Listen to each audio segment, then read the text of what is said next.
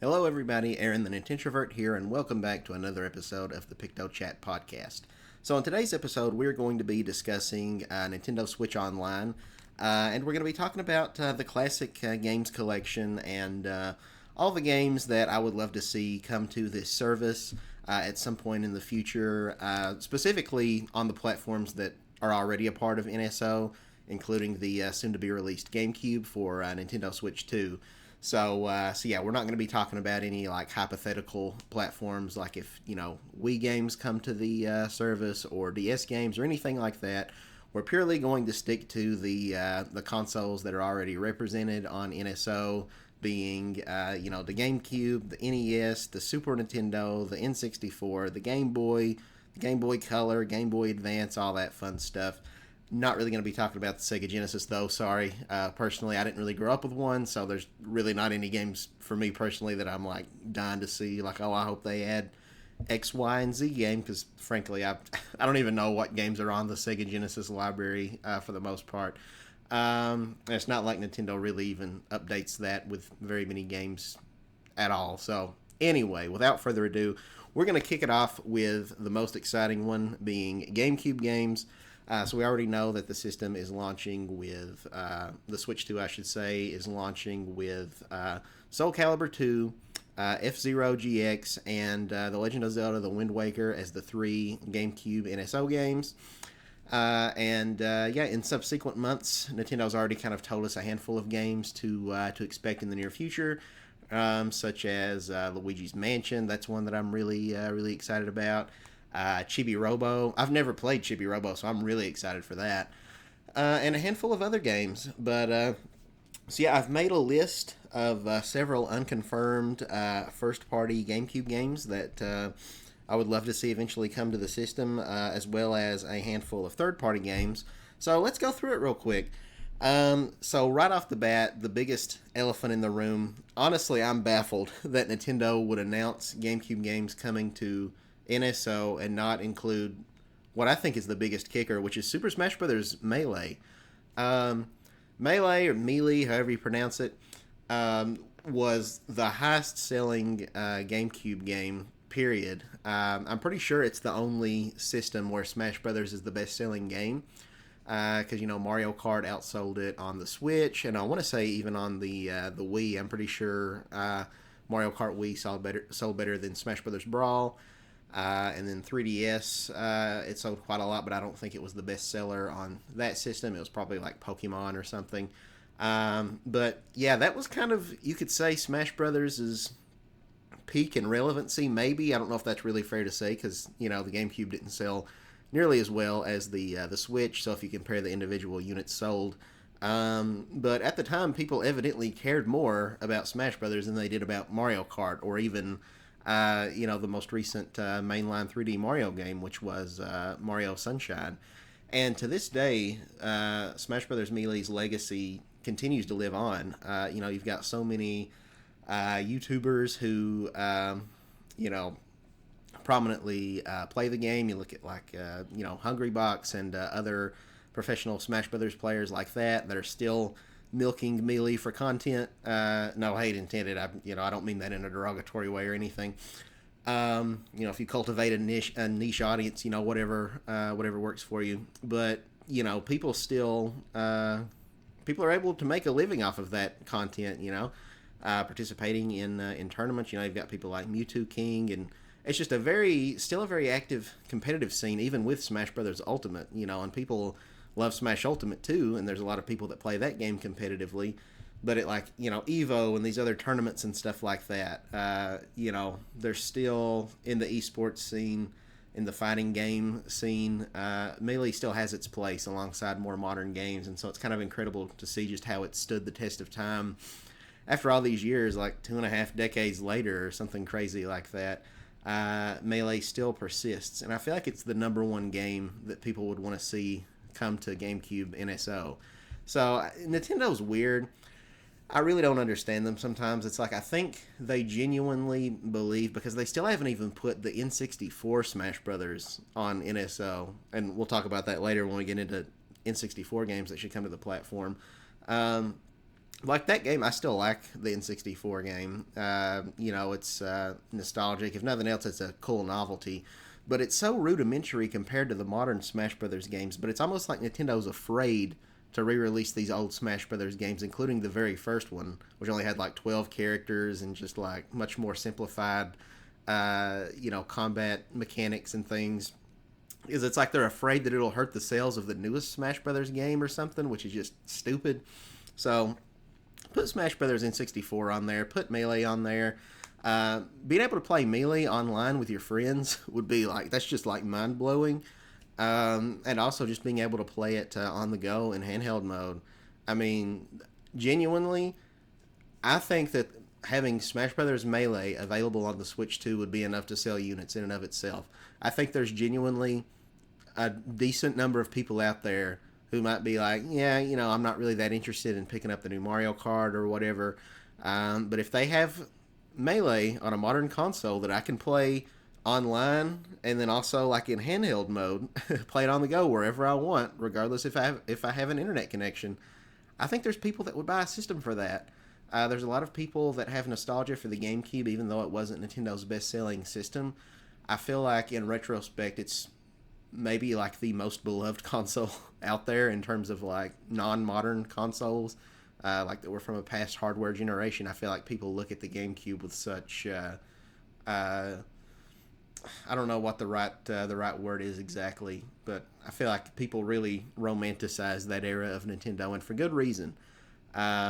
So yeah, Smash Brothers Melee, it just feels like such a no-brainer, and I hope we get it sooner than later. Please, Nintendo. But the fact that they don't have it straight out the gate, that doesn't instill a whole lot of confidence in me.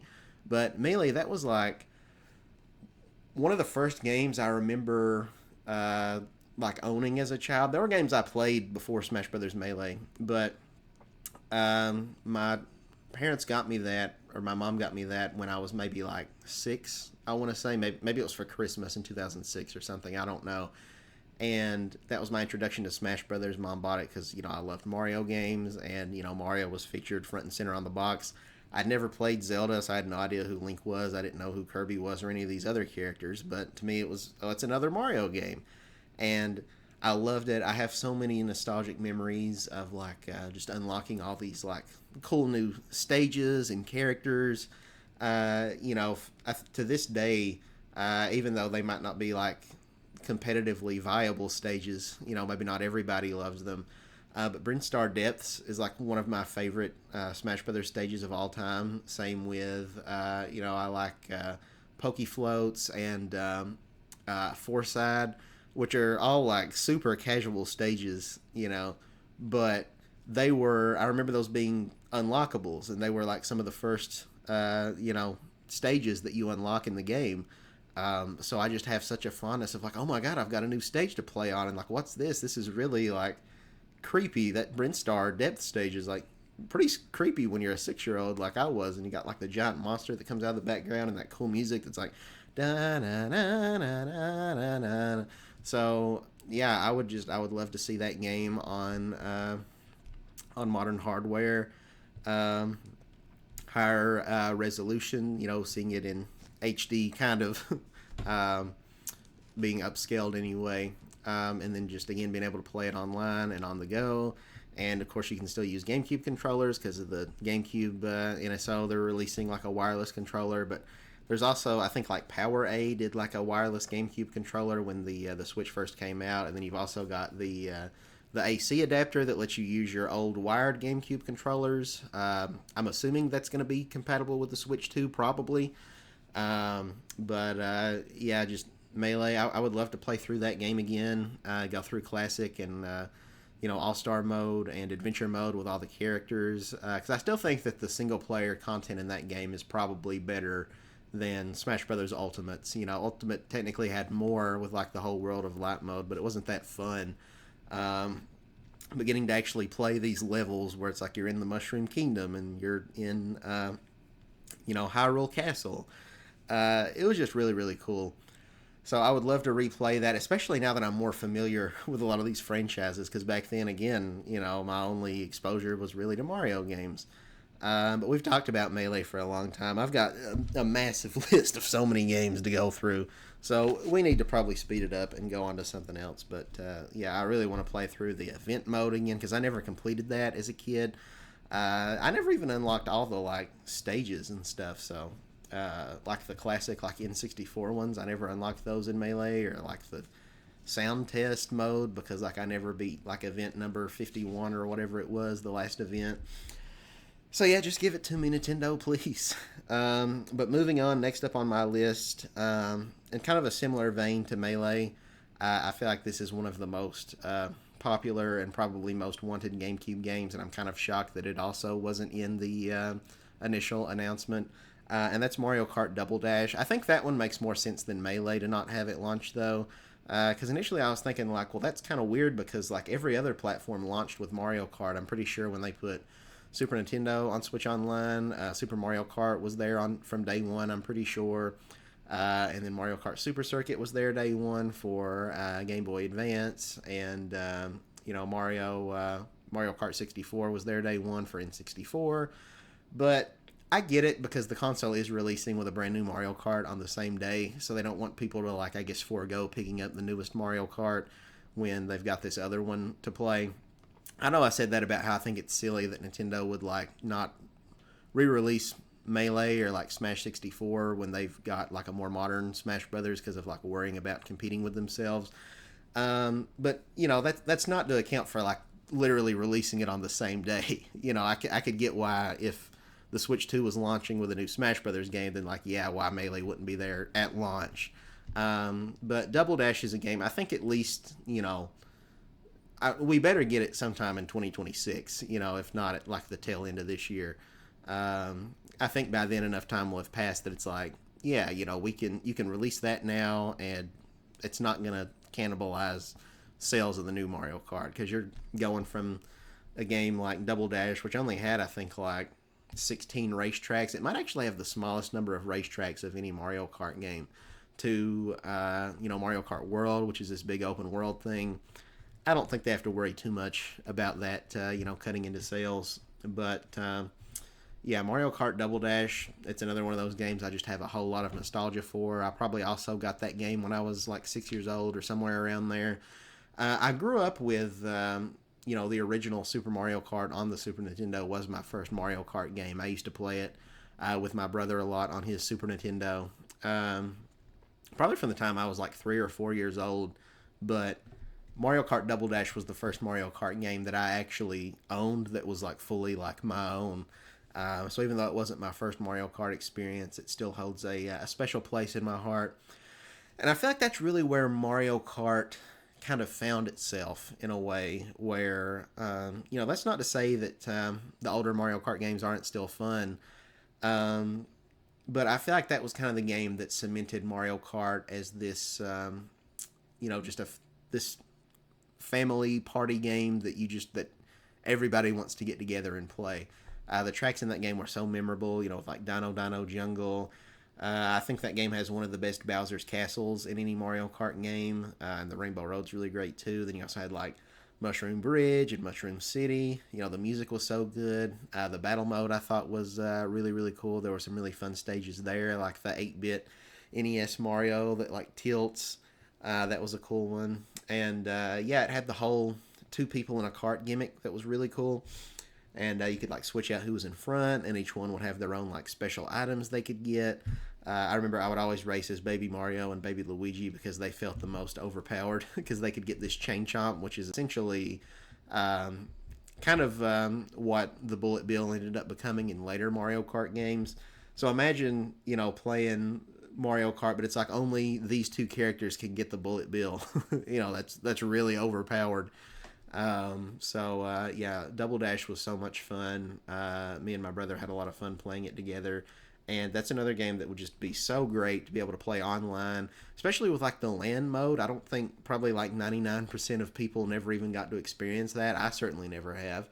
But where you could like link multiple Game Cubes together, you'd have to have like I think 4 TVs and 4 Game Cubes and like 16 controllers or something crazy. But I want to say you could have up to like 16 people race together if I'm not mistaken. And you could totally recreate that, wirelessly through local wireless or with or online in a way that's much more easy and much more accessible. I think that could be really good for like streamers doing like tournaments and stuff with their fans. I think that would just be incredible. So please do that, Nintendo. That would just be awesome. I would love to play through Double Dash again. It's another game I have so much nostalgia for, and yeah, I really like Mario Kart Double Dash. Moving on, we have this is a really big one. This is something I've not heard a whole lot of people talk about, but this I think is extremely exciting. Mario Party.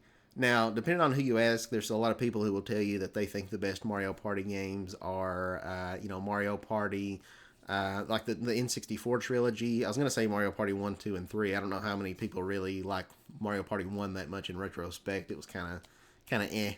But 2 and 3 in particular, a lot of people consider to be the best in the series. For me personally, I grew up on the GameCube games. I think that was peak Mario Party era. Mario Party 6 is one of, if not my favorite Mario Party game. But I also really liked 5 and 7. 4 kind of sucks, if I'm being honest. I think it's got some pretty cool mini games, but the boards themselves are really kind of lackluster, I think. But yeah, man, having Mario Party 5, 6, and 7 on a modern system and not have to like hook up the GameCube, and it's kind of a first world problem, I guess, because it's like I still have my old copy. I don't have a GameCube anymore, but I have a Wii that's backwards compatible with GameCube, so I could hook it up and plug in the controllers and get the memory cards. But it's just so much more convenient just be able to have it on my modern system, and everybody can use the wireless modern controllers. I guess they had like Wavebirds back in the day, but I don't have any of those myself. But yeah, and being able to play those online too, that's gonna be such a such a game changer. Um, but yeah, I've got a lot of nostalgia for those games as well. And like my dad, he really enjoys playing Mario Party with me. He's not like the biggest gamer. He's not particularly great at a lot of games, but he likes playing Mario Party with me because where there is so much luck involved, he feels like he has a decent chance, even if he maybe can't win all the mini games. So that's one that me and Dad bonded quite a bit over the past several years, and so yeah, we played some of like the classic GameCube games, but I don't know if he's seen like all the boards from like 5 and 6 and 7. So it would be great again to just have that on a modern console and be able to play that with him, and again to be able to play handheld, take it wherever you want, and then also play online. I know handheld mode's kind of you're probably a lot less likely to do that with Mario Party, but especially with the bigger screen.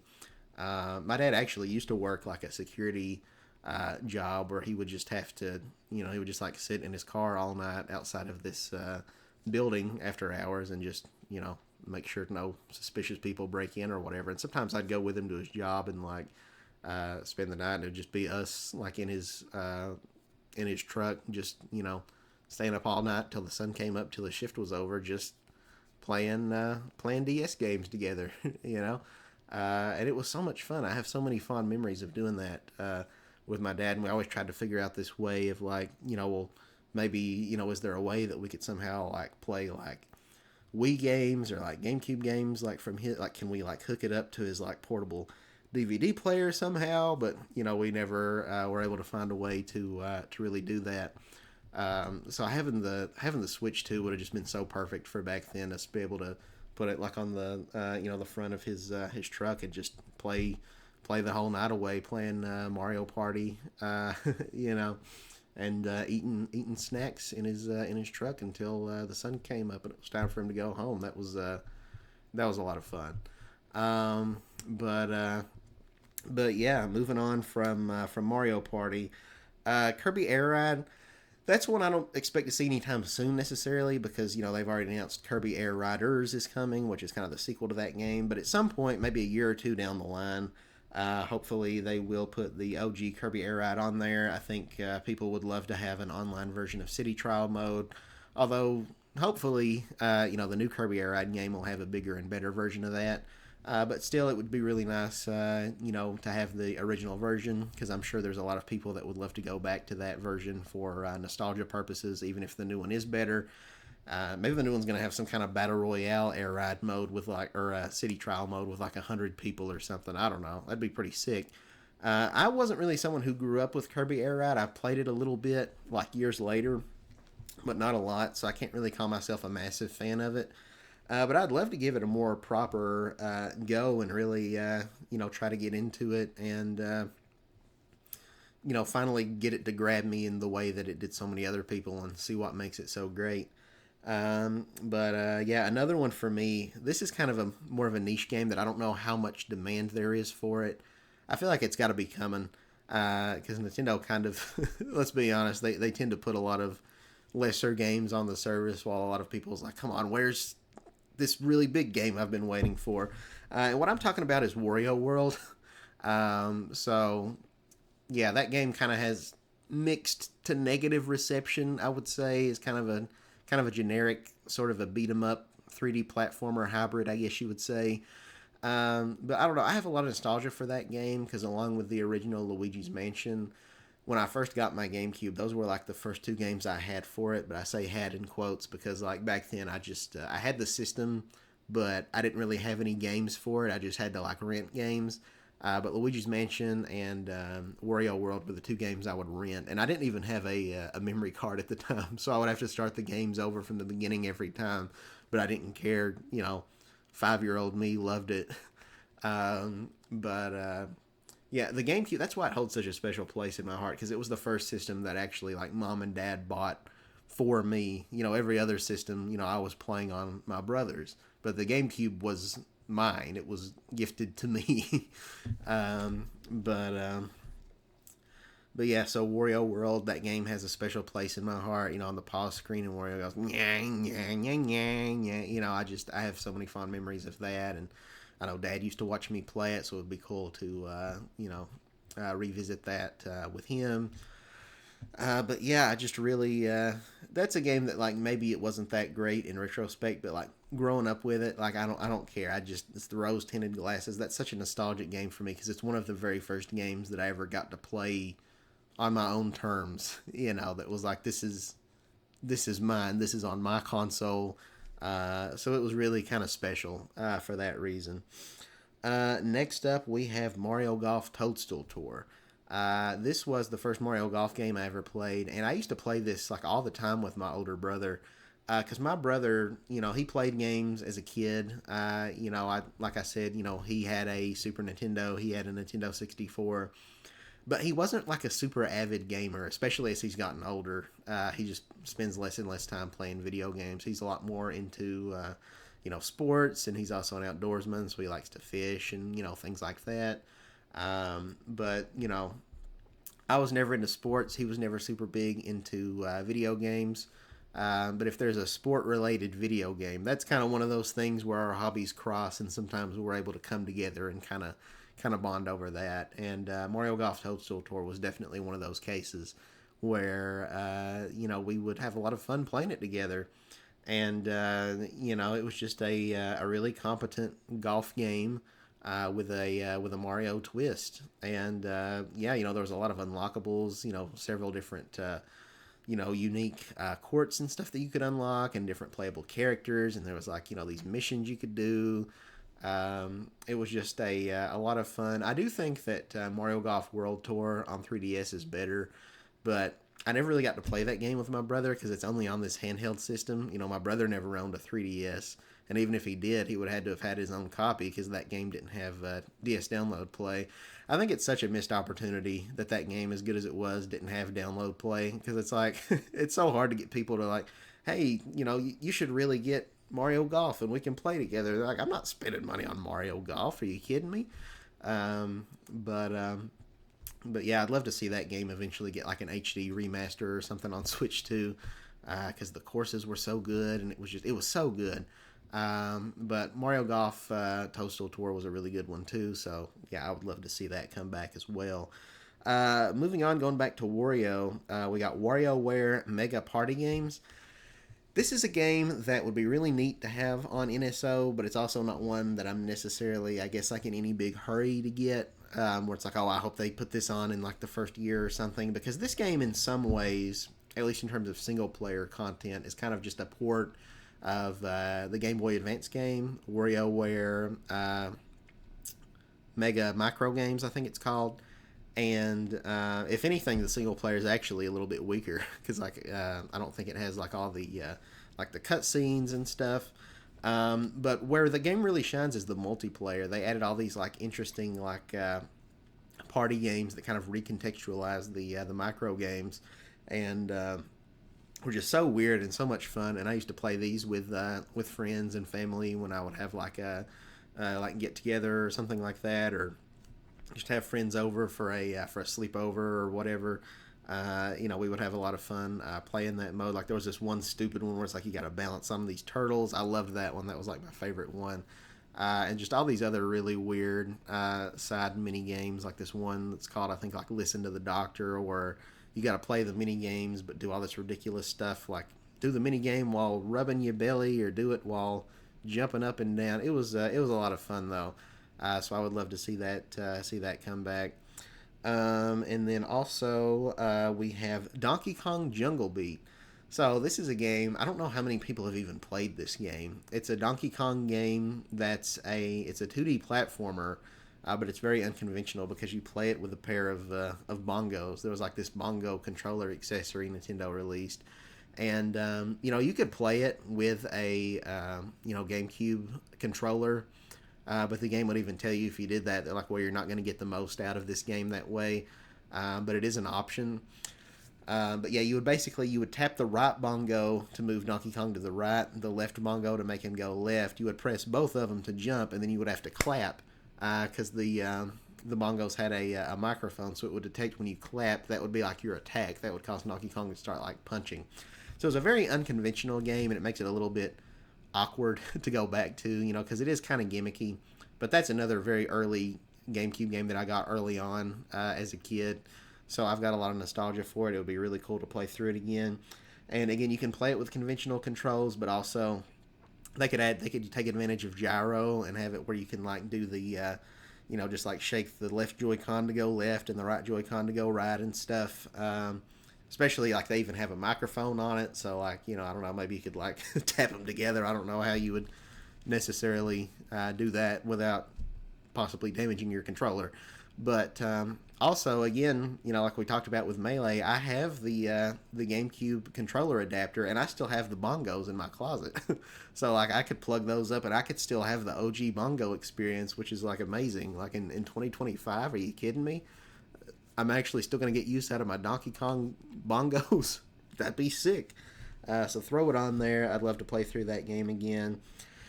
And then kind of going off of that, we've got the Donkey Konga games on here, which are kind of just a knockoff version of, what's that Namco game? The drumming game? Taiko Drum Master or whatever. It's basically just that, but with bongos. It's not anything I'm like dying to see come back. Maybe they wouldn't put it on NSO because there might be some like licensing issues with all the like songs that are in that game, because I know there's a lot of like songs by various artists and stuff. I know All Star by Smash Mouth is in the first one. Donkey Konga 3 I don't think ever came to the West. I think it was Japanese only. So that would be kind of a cool novelty to finally get to experience that in the West. But those aren't games I'm really dying for. If they come, that'd be cool. But if not, that's fine too.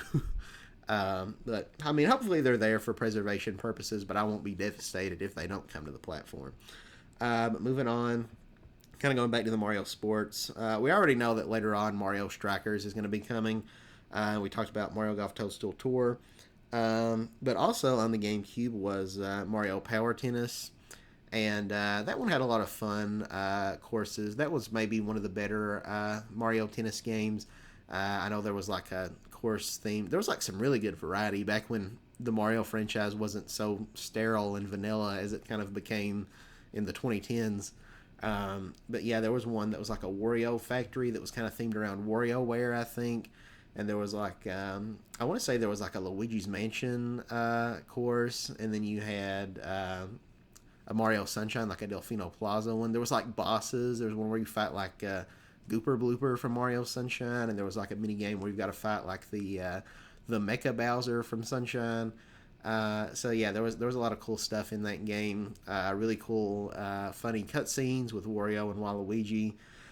So yeah, I'd really like to see that one on there. But especially Mario Superstar Baseball. It's kind of crazy that throughout the whole Switch's lifespan, like 8 years or however long it's been, we still haven't gotten an original new Mario baseball game. There's not been because we've gotten Mario, we've even got Mario Strikers for Pete's sake, which I think a lot of people probably thought that franchise was dead. But we got Mario Strikers, we got Mario Tennis Aces, we got Mario Golf Super Rush, but still no Mario Baseball. And this one might have been my favorite. I think I kind of liked this one maybe better than the Wii game. A big reason because like in the Wii game, you'd have to shake the Wii remote to like run the bases, and because of that, unless I just didn't know, I don't think there was a way you could go like backwards. Like say you're running to second base, they throw the ball, someone on second catches it. I don't think you can turn around and go back to first. I think you're kind of just stuck. Like you have to commit to getting out basically. But I remember it being kind of funny, but also kind of a little stupid because like I would just but I remember having some good laughs playing that with like my brother or somebody where it's like they throw the ball to second. I'm running, I turn around, I'm running back to first. They throw the ball to first, I'm turning around, I'm running back to second. Just this stalemate that would just never end of just back and forth, back and forth. But so it was kind of stupid, but it was fun. So yeah, I would love to see that game come back. And yeah, I'm trying to remember what all was in that game, but I feel like it's been so long, I kind of get it mixed up with Super Sluggers, so I kind of don't fully remember which game had what. I think they both had kind of like a single player campaign mode that was kind of cool, but I really don't remember that much about it. So it would be kind of cool to experience that again, basically blind. Maybe it'll come back to me as I play it.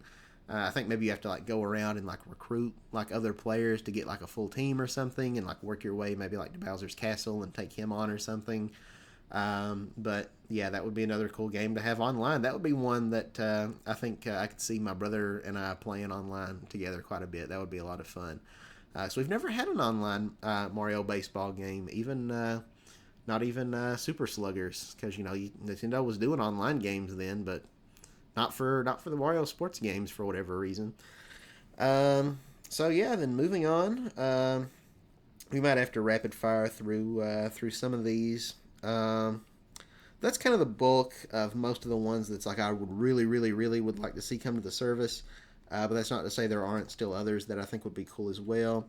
The OG Animal Crossing, I've got that one down on here. I think it would be cool to get that on the N64 NSO as well, because people might not know. But Animal Crossing actually debuted on the Nintendo 64, but only in Japan, where it was called like Animal Forest. And so the Animal Crossing we got on the GameCube was basically a port of that N64 game that was localized into English. But I really don't know like what other changes, if any, were made beyond that.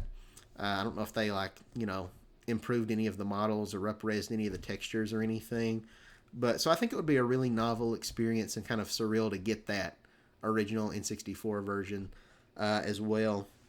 But at the very least, getting the GameCube version of Animal Crossing I think would be pretty cool. Personally, I didn't grow up with it, and I'm also not like a big Animal Crossing fan. I got New Horizons, and I put a pretty significant amount of time into it, but it just never really grabbed me. I just kind of find the Animal Crossing games to be very tedious, if I'm being honest, and they don't really gratify me personally.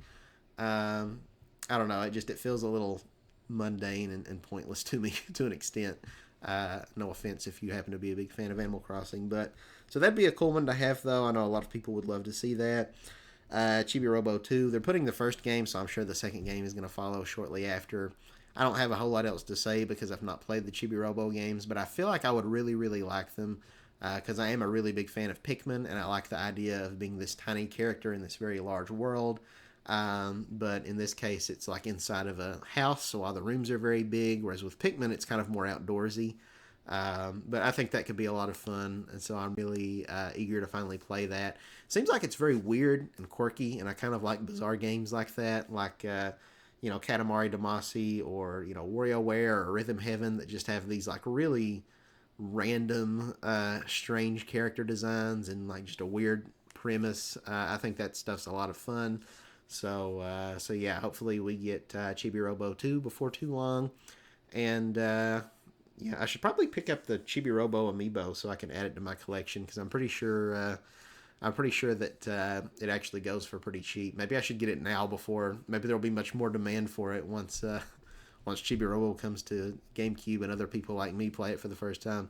But yeah, put Chibi Robo in Smash Brothers. Like, why not, Nintendo?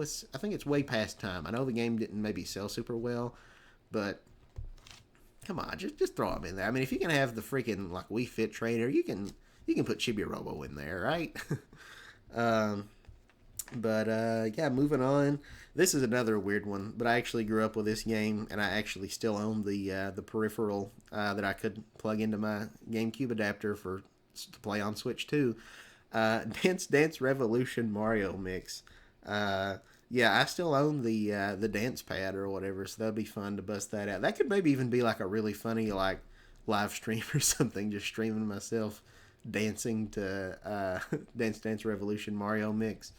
But yeah, I remember some of the music in that game being pretty catchy. That was another one of those games I'd like whip out anytime that I had like friends over as a kid, and we would kind of just like laugh, at just the ridiculousness of this dancing Mario game and stuff. But yeah, that was a fun one. I've got some pretty fond memories of that. So very weird, a very strange part of Mario's history. But that was that was kind of during the GameCube days when the system wasn't doing super well, and like the Wii was getting closer to releasing, and it's like, oh, we need something. Let's partner up with whoever is it, Sega, whoever it is that owns Dance Dance Revolution, and let's put Mario in it and call it a day because we need to have some more games here while we're working on these these Wii games. But yeah, I've also got down on here Battalion Wars. I've never played this series. If I'm being completely honest, I've never even played Advance Wars. I know they did like the 1+2 reboot camp on the Switch, so I probably ought to pick that up at some point. I don't know if I'm the biggest fan of like turn-based strategy games where you're moving on a grid and stuff. Like I've never really gotten into Fire Emblem, for example. But Battalion Wars I think is more like real time, and it's more of a proper like action game. And I think it's got like a competitive multiplayer component to it. I really don't know a whole lot about this franchise, if I'm being completely honest. But like Chibi Robo, I think it would be really cool to finally play it, see what it's all about. Be able to play with people online. That'd be pretty sick. Next up, we have Star Fox Adventures, and that's another game I've never played. And honestly, I've never been a big Star Fox fan. If there was ever a Star Fox game that was going to grab me, though, I think it would be this one. Because from what I've heard, this game is kind of almost like a Zelda knockoff where you're going through like dungeons, basically. There's a lot of like on foot segments and stuff. And to me, I think I would probably like that.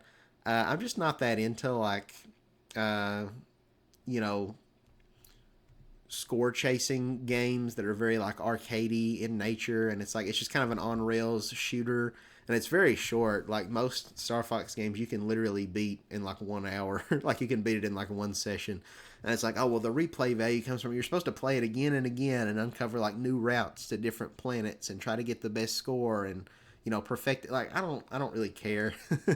I like having a lot of content that's actual content, like more levels, more things to do. And yeah, I'm just not that interested in like chasing high scores, to be completely honest. So I think this game might be more up my alley. And I understand it might not be perfect because I know it was supposed to be its own original like rare IP called like Dinosaur Planet, I think, or something like that. Which looked really, really cool. I think it's kind of a shame that they didn't get to, fulfill that initial conceptualization because I saw where that had like leaked, like you can get like the whole ROM for that. I don't know what you would call it, that beta build, of the unfinished Dinosaur Planet game before it changed over. And I watched a good like 30 minutes or more of like footage of like the start of that game.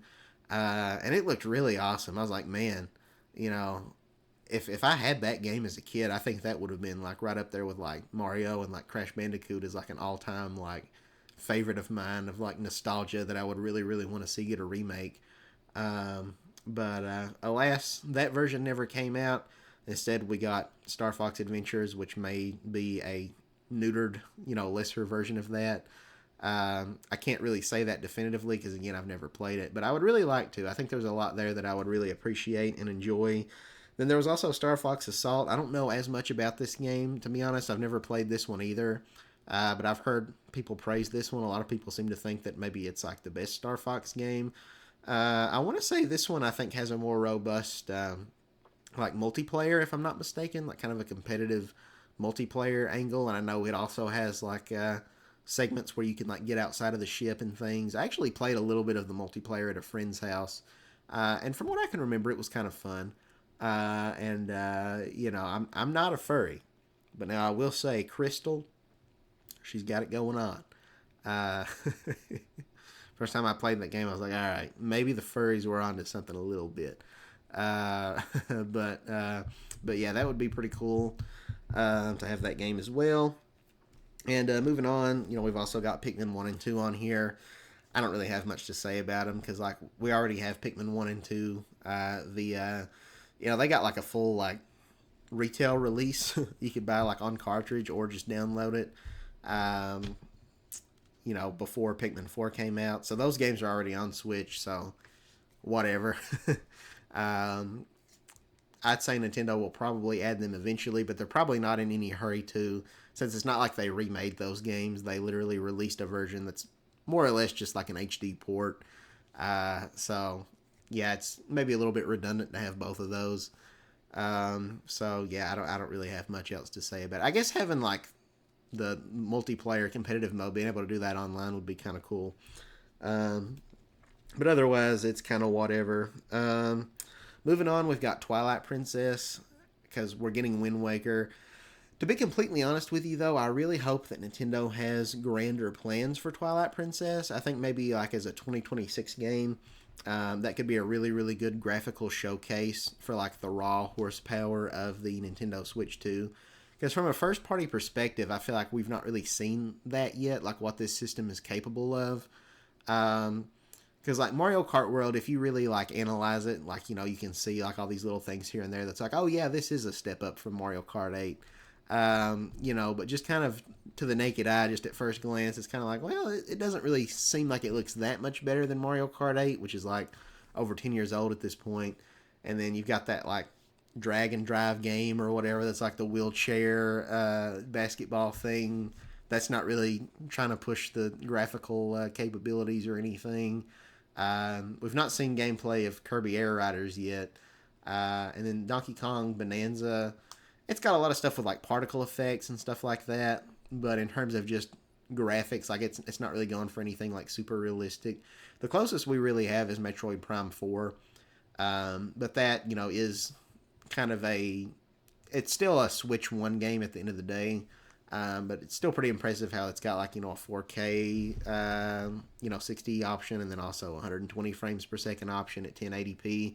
That's really, really cool, and the game does look very nice, don't get me wrong. But I don't know, I really think because we're not going to be getting the next mainline Zelda game for several years. Just last year they released a new 2D Zelda game, being Echoes of Wisdom. So we're not going to get a new 2D Zelda game for at least a few more years. And then the next mainline 3D Zelda game, which is probably going to be open world again. It took like 7 years from Breath of the Wild to Tears of the Kingdom, and this next game might even take longer, if they, because Tears of the Kingdom was on the same engine, so like a lot of the assets were already done. But now they're going to be probably starting completely over. So I would really love to get just like a full ground up remake of Twilight Princess with just these beautiful graphics, that really just push the envelope and show just what this console is capable of, because that game had kind of a more realistic art style anyways. And like you could, have like every individually rendered like hair of like Wolf Link's fur, I just think that game could look absolutely incredible in HD, especially considering a lot of people say that game didn't age very well and like the characters look kind of uncanny and stuff. I think a fresh coat of paint would be awesome. I know there's a lot of people who's been like hoping and speculating, and there's been rumors about like an Ocarina of Time remake for like the anniversary or something next year. I guess is next year the anniversary. Um, but I'll be honest, I'm not really dying for that. I mean, that would be kind of cool, and I understand Ocarina of Time is a fan favorite. A lot of people consider it one of, if not the best game ever made. But like we can already play Ocarina of Time on the Switch via the the N64 Switch Online app. So I feel like that kind of would take away from the hype of it. I'd rather get something that we don't already have on the system, you know. So I don't know, but that's just me. But if not, then obviously getting it on GameCube NSO would be the next best thing. Um, and it'd be kind of surreal to play that version, honestly, because I didn't. My experience has kind of just been the Wii version, and then also the Wii U version, which are kind of mirrored from how it was on the GameCube. Which I still don't understand why Nintendo mirrored the whole game just so Link could hold the Master Sword in his right hand instead of his left. Like I'm just like, what was the thought process behind that? I don't get it. It makes no sense to me. But whatever. So that would be kind of a weird thing. It'd be basically playing Twilight Princess, but in mirror mode. Or maybe I've only been playing Twilight Princess in mirror mode, so this will be me playing it the way it was always intended to be played. I don't know. But that's we got to get Twilight Princess on Switch or Switch 2 eventually, whether it's a full blown remake like I would love to see, or whether it's the OG version, whatever. Just put it on there in some way, shape, or form. Uh, Next up, we got Four Swords Adventures, another Zelda game. I've never played this one. This is one I don't exactly know how they would be able to do it because it requires like the original version. You would need a TV, and then you'd have to have four people all with their Game Boy Advance linked up. I feel like it's possible, that Nintendo could do a solution because I mean, like if one person's got their Switch like docked on the TV, then you could have four other people playing in handheld mode on their Game Boy Advances, but like or not Game Boy Advance, but on their Switches, I guess in the Game Boy Advance app and not the GameCube app, and somehow connecting, the Game Boy Advance online to the GameCube app, which the Four Swords Adventures is running on. It gets very complicated, and I feel like there'd be a lot of like coding and stuff behind the scenes Nintendo would have to like figure out, and it might just be too much of a headache for them. But I think it would be really, really awesome if they could achieve that, because I think that's a game that a lot of people never got to play because it just required so much crap back in the day. I don't know how you would do it online either, because it would be like, oh, that would be a really nice game. Like if you could play online with your friends, and it's like all four of you running around together in this co-op thing. Like everybody would have to have like two Switches, in order to like have the one on the TV and one on the small screen. So I don't know how they would do that. I know there are all those rumors about the Switch, the C button being like a cast feature where you could like stream to the TV. But now we know that it's for like game chat. So I guess the Switch 2 is not capable of that unless Nintendo's just not telling us something, or that could be something they add later on in a some kind of a hardware or like a firmware update like a year or two down the road. But that's probably not something feasible, so I don't know if I expect this game to come. But man, this just feels like one of those games that could really benefit from being on a service like this more than anything. Kind of like the Mario Kart Double Dash Land mode. It would just make it so much more accessible to so many people, but I just feel like it would be such a headache for Nintendo to get it to work, and I don't know if they would want to necessarily deal with that. But it would be very cool. Next up on the list, Paper Mario: The Thousand Year Door. Now I know that this game is already available on Switch. It was remade just like a little over a year ago. Actually, right at a year ago at this point.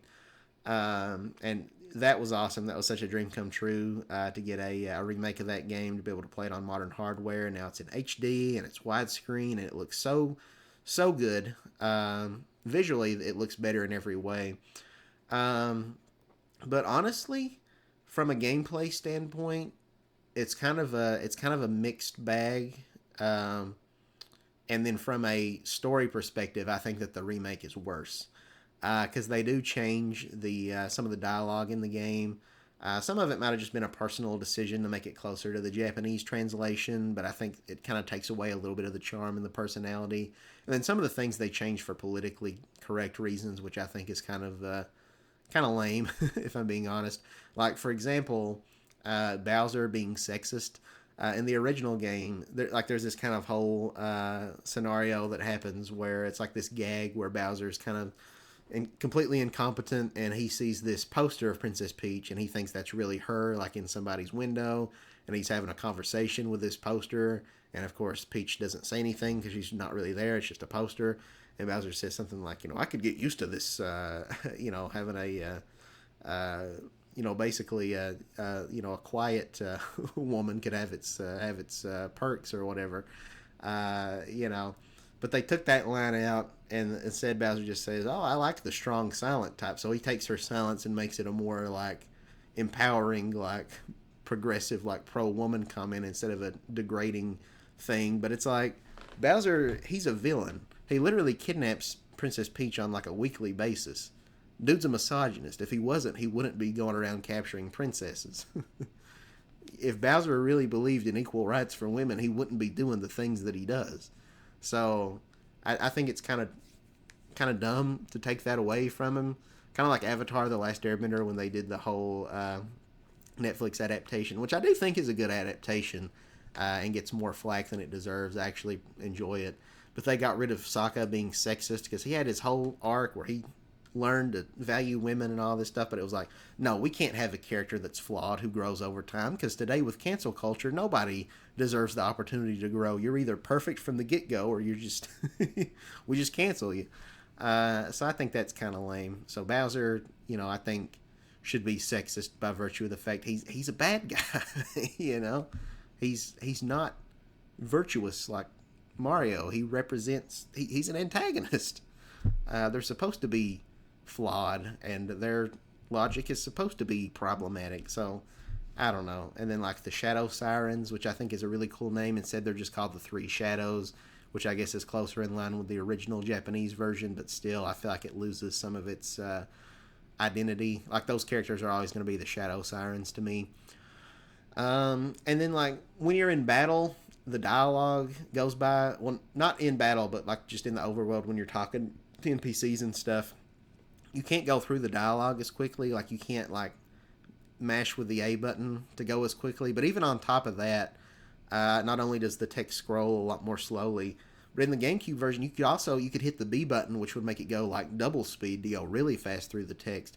And you could also press the Z button on the GameCube controller to go back if you accidentally passed it and it was like, wait, what did they say? I didn't mean to skip past that. You can essentially rewind the text to reread what you missed. You can't do that on the Switch version of the game, which I think is really unfortunate. And like I think that the story is like the strongest aspect of the game. I love the dialogue. I love the characters. But as someone who has played that game several times over, I wouldn't care. It would be kind of nice if I could kind of button mash through that, since I already know like all the plot points and all the jokes and everything. They're not going to hit the same way they did the first time when I replay it, because I remember so much of it. And especially for like speedrunners and stuff like that. I love the story in the game, but I think it can be a real drag that, if you're playing it on a second or third or fourth playthrough or whatever, that you can't go through that text a little bit quicker, and you can't repeat it if you accidentally skip it. And even in battles, like if an audience member is about to throw something at you, and it's kind of like a little sort of a quick time event almost, where you have to either attack them, or if you realize they're about to throw something good like an item, to not attack them and let them hit you with said item. You kind of got to be on your toes in the original and like hurry and like think about it. The game, it kind of just like while you're attacking, like while you're choosing what move you want to do, then this can happen. And it's like if you're not paying attention, you could miss it and miss the cue, and then like get hit by like a hammer from an audience member who's attacking you. In this game, it's almost like a cutscene every time. Like it slows down, it stops what you're doing, like it zooms in on the audience member and like makes sure that that you're about to get hit. So it makes it a little too easy to counter those, and it just kind of brings the battling to a halt a little bit. So I don't really like that. So The game does have quite a few quality of life improvements in the remake, but there's still aspects with the original that I do think are better. So yeah. But anyway, moving on, we're gonna rapid fire through some of these because I don't really have much to say about them. But we've got Wave Race, Blue Storm. From my understanding, I don't think that one's as good as the N64 game, if I'm not mistaken. And then you've got Doshin the Giant, 1080 degree Avalanche. I don't know a whole lot about any of those games, but I think they'll be kind of neat novelties. They're all kind of more niche, I guess. Two of them are sports games, and then Wave Race is kind of more of a racing, but it's also kind of a sport game. And then Doshin the Giant is just, I don't even know if I fully understand that game, like the gameplay, what you're doing. I know he can like turn red and he's like angry and bad, or he's yellow and he's smiley and nice, and he can like do this weird thing with his hands and like build up mountains or like break stuff down. And then there's like these little tiny like NPC like villager people that I guess you can befriend or maybe also like attack and kill them or something. Like I don't get it. I don't really know what the point is. I think that might have been another game, maybe like Animal Crossing, that was Japanese only on the N64, but then they like ported it to the GameCube in English. But I don't know. There's people that really, really like it, and it is another one of those bizarre games like Katamari or WarioWare or something that I would be curious to try out. So put it on there. I'll give it a chance. I'll check it out. We got Eternal Darkness. I don't really know much about that, but it's a I think it's like one of the only like Nintendo published mature rated titles. I mean, I guess nowadays you've got like Bayonetta, but back then that was like a really unusual sort of thing, and it was kind of a big get for Nintendo to have kind of this like realistic like psychological horror game. I really don't know that much about it, so I'm not going to say too much else. I think that's the game, if I'm not mistaken, that'll do stuff where it's like it almost kind of like gaslights you, like it'll like mess with your like memory card and act like it's going to delete your save data and all this weird stuff. But that's one I think a lot of people would like to have, so put it on there. Custom Robo, I wrote down.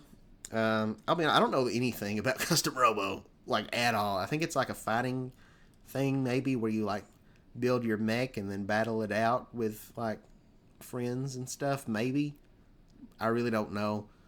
Put it on there. I'll try it out. Maybe I'll like it. And then I guess the last one worth talking about here is Metroid Prime 1 and 2. It's so weird. Like, I really just don't know what Nintendo's going to do. Because it made sense. Everybody thought they're going to do the Metroid Prime trilogy before 4 comes out. And then they ended up completely remaking Prime 1. And then it's like, okay, well, they're going to port 2 and 3 before 4 comes out. Now 4 is getting very close to coming out. But now they're introducing this GameCube online service. So it's like, well, it just makes sense to put Metroid Prime 2 on there. But then what are they going to do with 3? Because that was a Wii game, and we don't have a Wii Switch Online app yet. So I have no idea what Nintendo needs to do at this point. I feel like they've put themselves into a really weird, strange corner. But I think it's looking pretty doubtful that we're going to get 2 and 3 before 4 comes out. I think 2 is a maybe, but 3, I don't know. I mean, they could throw it up on the eShop for like $20 or something, but I don't know. I don't know how many people would buy it. Like if it is just kind of a straight port and not like a remake or anything, because they might just hold out and say like, well, I got Pikmin 1 and 2 physical, and then you ended up putting that on the NSO, so like I don't really want to buy it only for this game to be worthless in a couple years when it comes to NSO, so I'm just not going to pick it up. I don't know. But hopefully they'll have a way for us to play 2 and 3 on the Switch before Prime 4 comes out, but I really don't know at this point. Also worth considering, Prime 4 is going to be coming to the original Switch as well. So even if they put Metroid Prime 2 on GameCube, that's only going to be available on Switch 2.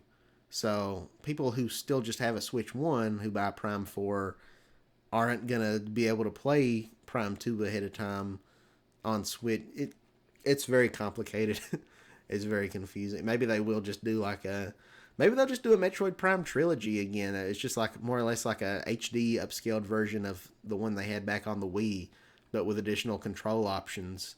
So that'd be kind of another way they could repackage the first Metroid Prime game, but it's not a remake. It's just the OG one, and then the OG versions of 2 and 3, just all on one cartridge for like $60 or whatever.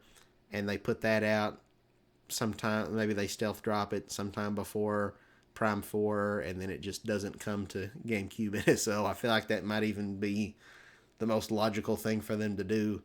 Although it's going to be kind of annoying to Switch Online Expansion Pass subscribers, but it's probably the best thing they could do. So we'll just have to wait and see what happens, I guess. But yeah, that's kind of it for first party GameCube games. We'll run through. I have written down a handful of third party games that I'd love to see.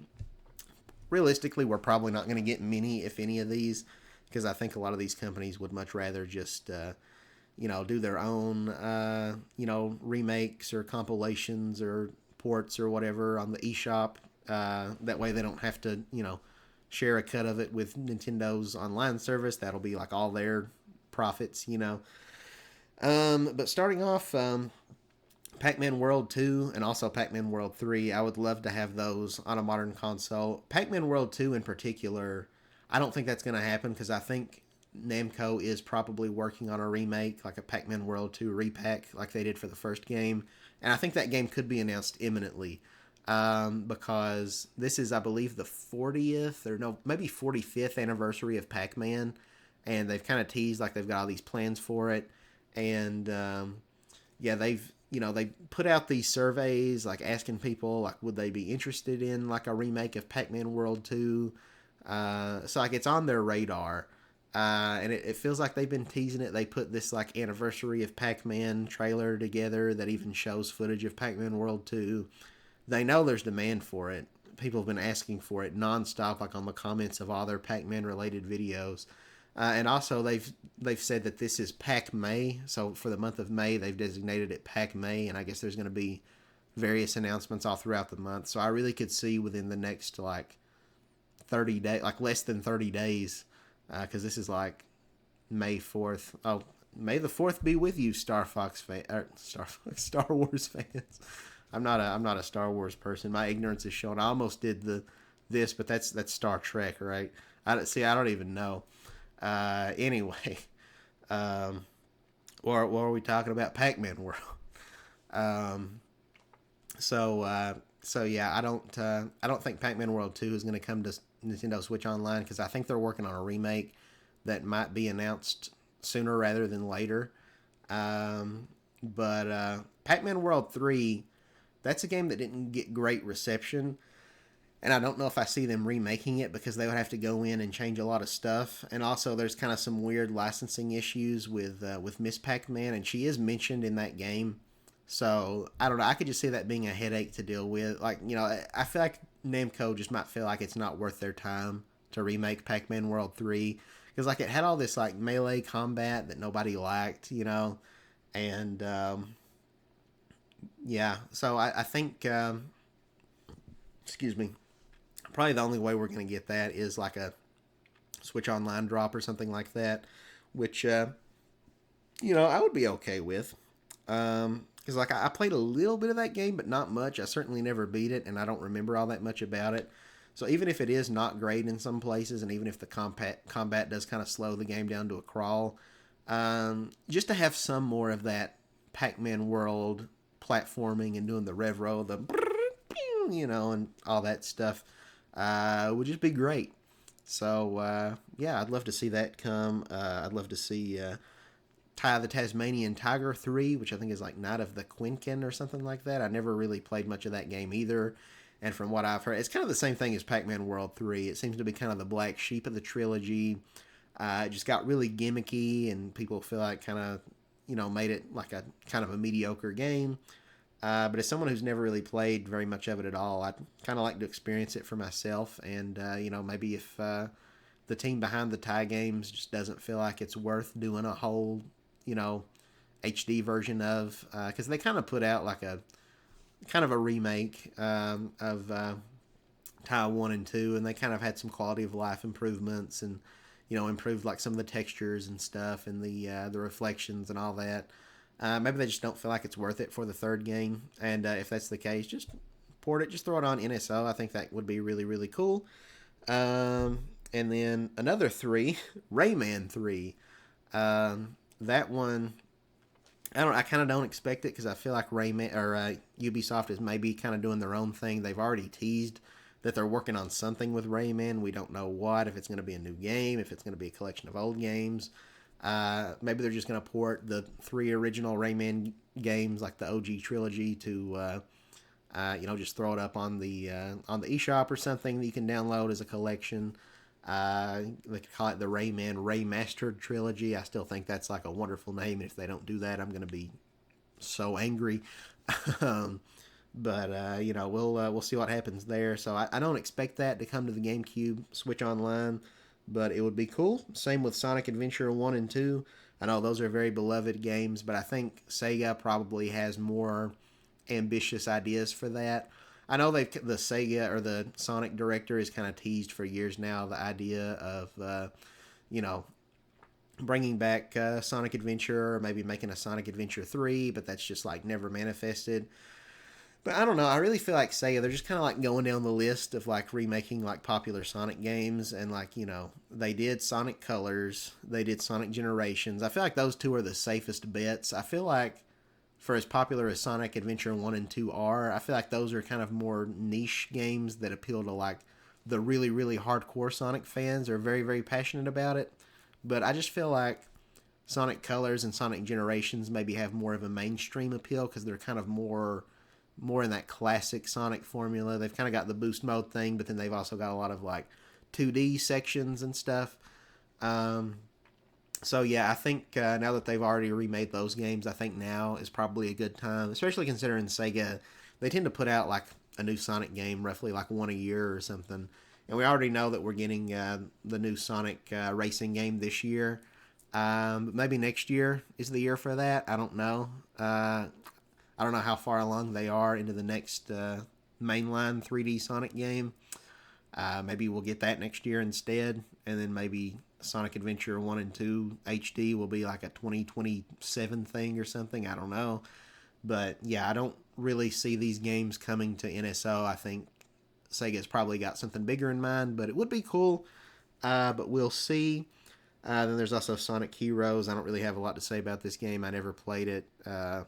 Seems a little generic to me. That's probably going to offend some because I know there's people that grew up with it that really loved it. But I feel like that was kind of the era, around the time of like Shadow the Hedgehog and like Sonic 06 where Sonic kind of fell into that mediocrity. But maybe not. I've never played it. I could be wrong about that. But it'd be kind of cool if they put that on there. But I don't know. We'll see. I think there might have been some rumors that Sega's doing a Sonic Heroes remake, but that'd be really weird to me if they're doing that instead of like the adventure games. But we'll see. Also from Sega, this is one that I think could happen. Billy Hatcher and the Giant Egg, I think is the name of it, which I believe is made by the creator of Sonic or like one of the Sonic co-creators. Never played it, but it seems really weird and quirky and like it would be kind of fun. I think it's maybe a 3D platformer, and I really like niche, weird 3D platformers. It's also kind of a ball rolling game because you're rolling this big egg around and trying not to break it. I like ball rolling games. I like Katamari Damacy. I like Super Monkey Ball.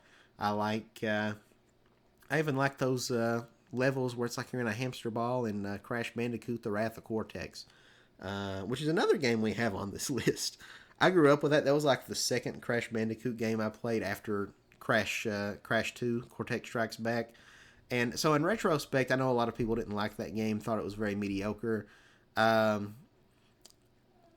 me, having played it before Crash 3, it's kind of interesting because if I'd played them in chronological order and I went from Crash 3 Warped to The Wrath of Cortex, then I probably would be like, this is just a rehash. This is just a lesser version of Crash 3.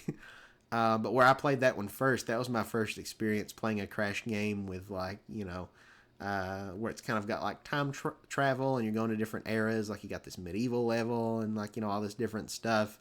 And then like, you've got like these underwater levels and the vehicles, which the vehicles kind of sucked. and like these power ups that you would get each time you beat a boss, and you get like a double jump, and you'd get like the spin floaty move. All that stuff was in Crash 3 and done better in Crash 3, but I didn't know that at the time when I played this game. So I have a soft spot for it. And then you had like Crush is kind of the main antagonist, like Cortex's new henchman, and he was a fun character. And I remember some of the boss fights with him being a lot of fun. Some of the voice acting in that game was pretty good. They got some like pretty big name voice actors. I want to say like maybe Mark Hamill, and then I don't know his name, but like that guy. I think he died some years ago, but like the guy who always plays like drill sergeant characters, who I think really was like in like the Marines or something. Um, he was in it. Yeah, I really I have a soft spot for that game, even if it's maybe not great in retrospect. I don't know. I'll always be really nostalgic for it. I have my rose tinted glasses, so I would love to see that game come back. So Microsoft, make it happen. If you don't remake it, or just at least port it to the Switch, put it on the eShop for like $20, or put it on NSO. I don't know. I'd love to play that game again. Same with Crash Twinsanity, but that's not on this list because that game skipped the GameCube for whatever sick, twisted reason. I never beat Twinsanity, but I'd love to actually finally play it. That game's so hilarious and weird. Um, Probably one of the funniest games I've ever played, honestly. The cutscenes are so ridiculous.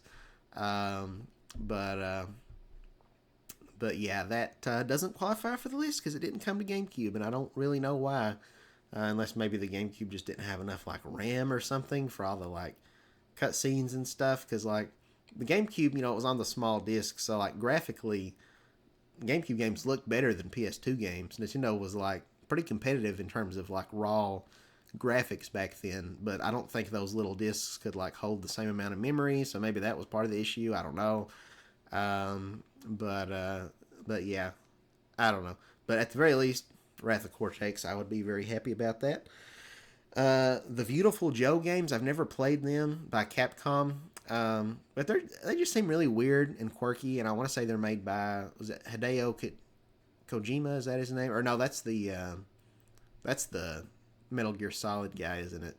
Um, Man, what's the name of the guy who like blocks everybody on Twitter? Who made like Okami and Bayonetta and all that stuff? Someone can let me know in the comments. I could Google it real quick, but I'm blanking on that guy's name. But I think he made it. And then Capcom, they've not really done anything with that franchise, in many, many years.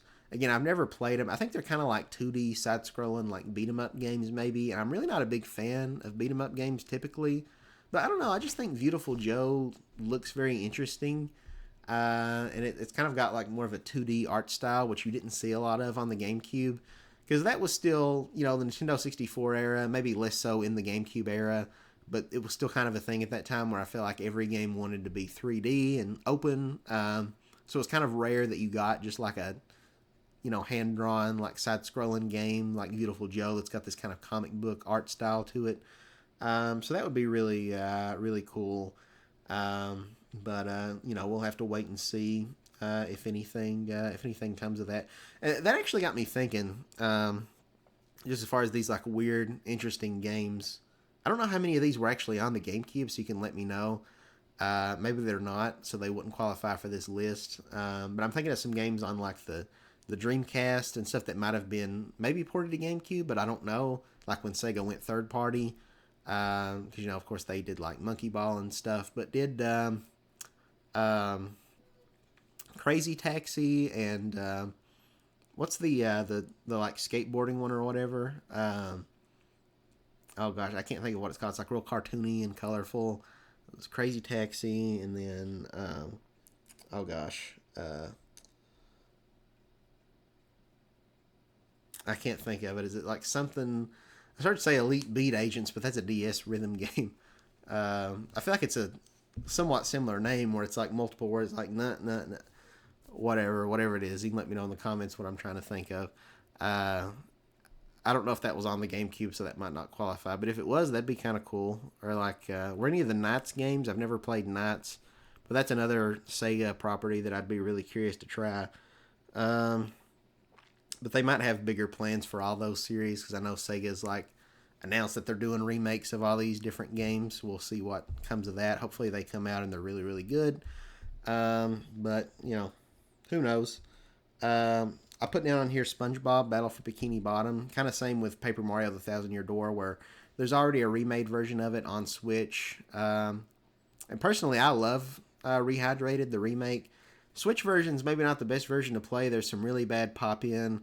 Jellyfish Fields in particular, which is like your starting level, looks very rough because that level has a lot of like individually rendered like grass, or I guess it's kelp or seaweed or whatever, because they're underwater. And it just, you can see so much pop in, with every step you take, where the grass is only rendered like a foot in front of you. And then on like some levels, like Sand Mountain, really, really bad lag where the frame rate just like drops to a point that will make you feel like physically ill. But I think the game, if you're playing it on like PlayStation or Xbox or whatever, personally, I would say Rehydrated is the definitive way to play Battle for Bikini Bottom. A lot of people don't feel that way though. It's a beautiful, fresh coat of paint. I think the game looks perfect visually. I couldn't ask for anything more. Um, you know, the biggest thing for me, I agree where people say that the robot Sandy boss fight feels less intimidating. Like the robot Sandy doesn't feel as like huge and like it's towering over you, because where the camera isn't like angled like kind of from the ground up. So they should have done that. But beyond that, like that's the biggest thing for me. There might be little things here and there with like little glitches or bugs that weren't in the original that make the game feel a little bit unpolished, but to me it's not anything like super super egregious. But it would still be nice to have that original version, if nothing else, for nostalgia purposes, and for all those people who, unlike me, were disappointed with Rehydrated. That way, they have a version that they feel is competent. So yeah, I think that would be cool if they could throw that on there. They could even do the SpongeBob movie. I didn't. I don't even think I put that on the list, but that would make even more sense, because that's not got like an HD version, and I don't know if like THQ even like wants to do that, if they're working on that. They're obviously not working on it right now, because I think they've already announced they're coming out with a new SpongeBob game. They've not shown any like gameplay, but they kind of teased it. That's like, I guess, going to be about like the Flying Dutchman, and Patrick gets like turned into a ghost. And so like in Cosmic Shake, Patrick was kind of like a little helper character, almost like a Luma from Mario, that would just kind of float around next to you. He got turned into like a little star-shaped balloon. But in this game, he's apparently going to accompany you as a ghost. So evidently, if they're doing that, then they're not working on a movie remake right now. And with a lot of these services, like including Switch Online, but especially like on PlayStation, like what is it? Their PlayStation Premium or whatever their subscription service is called now, and then like Xbox Live, they tend to get a lot of these, licensed games that otherwise wouldn't get a re-release. Like on PlayStation, you can get like the Toy Story games and like the Up video game, and like a lot of times they're very mediocre. But yeah, if Nintendo could like secure the license to get the SpongeBob movie game on there, that would be like awesome. Especially since that game never even featured David Hasselhoff to begin with. I think they like call him something else. They wouldn't have to worry about getting the rights to use his likeness. That would just be great. I'd love to have the SpongeBob movie game on NSO, and I can't believe I didn't think to put that on here. I also mentioned Super Monkey Ball 1 and 2. We've already got, remakes of those in Banana Mania, but it would be kind of cool to have the OG versions. I wrote down Bomberman Generations. I think I actually looked up for this if there was a Bomberman game on the GameCube, and that's what I found. I don't know anything about this game, but I figured it'd be worth noting down. And there's like the Metal Gear games. Was it like Twin Snakes? Is that the one that was on GameCube? And I think Metal Gear Solid 3 might have been as well. You can correct me if I'm wrong. I don't know that much about the Metal Gear games. But I think they're getting like a remake, so that might not happen. Same with like Resident Evil 4. That game's got a remake, so I kind of doubt it'll come. Prince of Persia, Sands of Time. I think that one's also getting a remake, but it's been kind of in development, heck, for forever. But that'd be kind of cool if they wanted to put the original on there. I've never played it, but I think I would probably like it. The only Prince of Persia game I played is the most recent one that's like a Metroidvania that kind of borrows from Metroid Dread. The Lost Crown or whatever it's called. That was a really, really good game. I really enjoyed that, even though I'm not a big Metroidvania fan. But I'd really like to play one of the 3D ones. So that would be kind of cool. But yeah, I think that's basically it for GameCube games that I'd love to see on Switch Online. But there's a lot of other stuff for the platforms we already have. We're like an hour and 20 minutes into this podcast, so I'll try to not spend as much time on these individual games. But we got Super Smash Brothers, the original. I'm not going to spend too much time talking about that. It's kind of objectively not as good as like Melee or like probably like any of the other entries in the series. Really, it's not as competitive. There's not as much you can do, strategy wise, where you could like charge up your smash attacks and all this different stuff and really chain combos together. But it's fun. It's just like a novelty. Going through the classic mode again would be a lot of fun, and unlocking Luigi and Ness and Captain Falcon and Jigglypuff. Because like I don't think I ever actually like as a kid beat like all of the target smashing like board the platform challenges to unlock all those characters. To be completely honest, so that'd be kind of fun and be able to play it online with people. That would be kind of cool. Probably wouldn't be something you do super often because you'd rather just play Smash Ultimate or if they ever put Melee on there or whatever. But it would still be cool to have. Diddy Kong Racing, kind of like with the OG Smash Brothers, this is another one where it's like, why is it taking so long? Obviously, Nintendo has a really good partnership with Microsoft, who owns Rare, and they've already got Banjo Kazooie on there, Banjo Tooie. They've got GoldenEye 007 on there. It just makes sense. I feel like eventually we are going to get that, as well as Donkey Kong 64 and even Conker's Bad Fur Day, because they've got that whole separate app now for mature rated N64 games. I think that's what like GoldenEye's on, and maybe something else. I'm not sure. Was Eternal Darkness, was that an M-rated game? I can't remember. I think that's another Rare game though, and then I think there's another one, Jet Force Gemini, I think. And they've got some like NES Rare games on there and stuff. So like these games have got to be coming, right? But Diddy Kong Racing, I never played the N64 version. I had the DS remake, which I've heard some people say sucks, but I personally enjoyed it. I remember playing that game with my dad quite a bit. Together we would play multiplayer. That was again when he was working his security job, and I'd like spend the night with him at his job. We would play that quite a bit in addition to Mario Party DS. But yeah, I'd love to play the original. That game, of course, had a more robust, single player mode. It had a story mode with like boss battles and stuff that people have been really wanting from the Mario Kart series for so long, and we're maybe sort of kind of getting that a little bit with the free roam, but I don't know if that's fully what people have been asking for. And he had some interesting characters like the Whiz Pig and like what's his name, Taj or whatever his name, like the Indian elephant dude. So yeah, put that on there. That would be so much fun to play online with friends. I think that game even had a battle mode, unless that was only for the DS version. But I think I can remember the battle mode being pretty fun, if I'm not mistaken. So yeah, it'd be cool to have that. And then like we said, Diddy Kong or Donkey Kong 64. I've tried that game a couple times. Like I got it on the Wii U Virtual Console. I only played like an hour of it, but I hated it. Donkey Kong felt so slow and clunky moving around in this 3D world. It didn't feel good.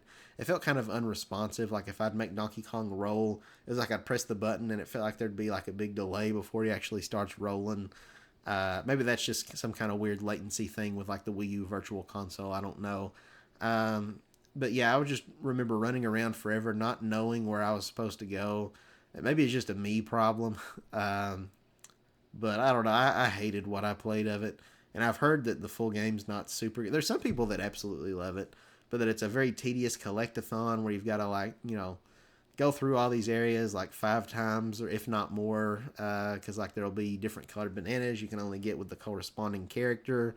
I think a lot of the characters are weird, like Lanky Kong and Chunky Kong are strange. I'm kind of glad Nintendo's never brought them back. I just think they're kind of weird. I know it's iconic, but I think the DK rap is kind of cringy. Um, and then they like did whatever they did, how they massacred my boy Funky Kong and made him like a military guy for whatever reason. It's just weird. I don't really like it. They killed off Wrinkly Kong. It's just a weird game. I don't know. I'm not But it's one of those things I would like to give it another try because I'm a huge 3D platformer aficionado. So I'll give it another chance. I would like to actually beat it, maybe even 100% complete it. We'll see. Um, but I don't know. It just kind of felt like Banjo Kazooie, but worse in every way. But I'd be glad to give that game another chance. I don't know if Nintendo would want to release it before their new 3D Donkey Kong game comes out. I don't really necessarily feel like it would hurt, like it would be them competing with themselves, but we'll see. You know, they're recently kind of like late last year into like early this year, they re-released like, Donkey Kong Land 1 through 3, and then like, DK94 and like all these other old Donkey Kong games. So throw it on there. That would be really cool. Then also got on here Conker's Bad Fur Day, which we talked a little bit about. I've never played that one. I tend to not play mature games if they're like really raunchy and have like a lot of language and like sexual themes and stuff. I might would make an exception for Conker though, because like I love 3D platformers and I really do kind of want to see what this game is all about. So I might end up playing that. Um, it's just, if nothing else, it's just a neat novelty, and for preservation's sake, to be able to have that on a Nintendo system again. I think it's available on Xbox on like Rare Replay, but not everybody has an Xbox, so to make that game a little bit more accessible, I think would be really cool. I've also got on here Mega Man 64, which from my understanding is just Mega Man Legends, but they just called it something different. I've heard the Mega Man Legends games are really good. Never played them. It's like Mega Man, but it's 3D. I've never really been that into Mega Man, but I think a 3D game would appeal to me a lot more than a 2D Mega Man game. And yeah, I think this might be a thing where, kind of like we talked about with like some of the Sega games and stuff, where it's like maybe, and kind of like with Rayman, like maybe Capcom has bigger plans for Mega Man Legends. Maybe they're going to do full on ground up remakes of Legends 1 and 2, and then eventually give us Legends 3 that was supposed to be a thing on like 3DS like 10, 15 years ago, and then they ended up canceling it. Because they've re-released like every other Mega Man game in like these collections. So it just makes sense that eventually they're going to do like a Mega Man Legends collection, right?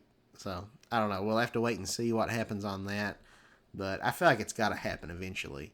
Because Capcom, they're probably better than any other company in terms of like re-releasing these collections of old games that people really want to have on a modern system. So maybe it wouldn't come to the N64 app, but maybe at the very least it'll get like a port or a remake or a collection or something. Then we got Bomberman 64. I don't really know a whole lot about it. I think there's a couple Bomberman games on the Nintendo 64. I don't know the name of the other one, but I think Bomberman 64 maybe is the one that's more single player focused with like a bunch of levels that you go through. And then the other Bomberman might be more multiplayer focused one. I'm really not 100% sure on that. But, Bomberman, put those on there. People really like the Bomberman games. I don't even think we have the Super Nintendo Bomberman yet on NSO, so they could do that as well.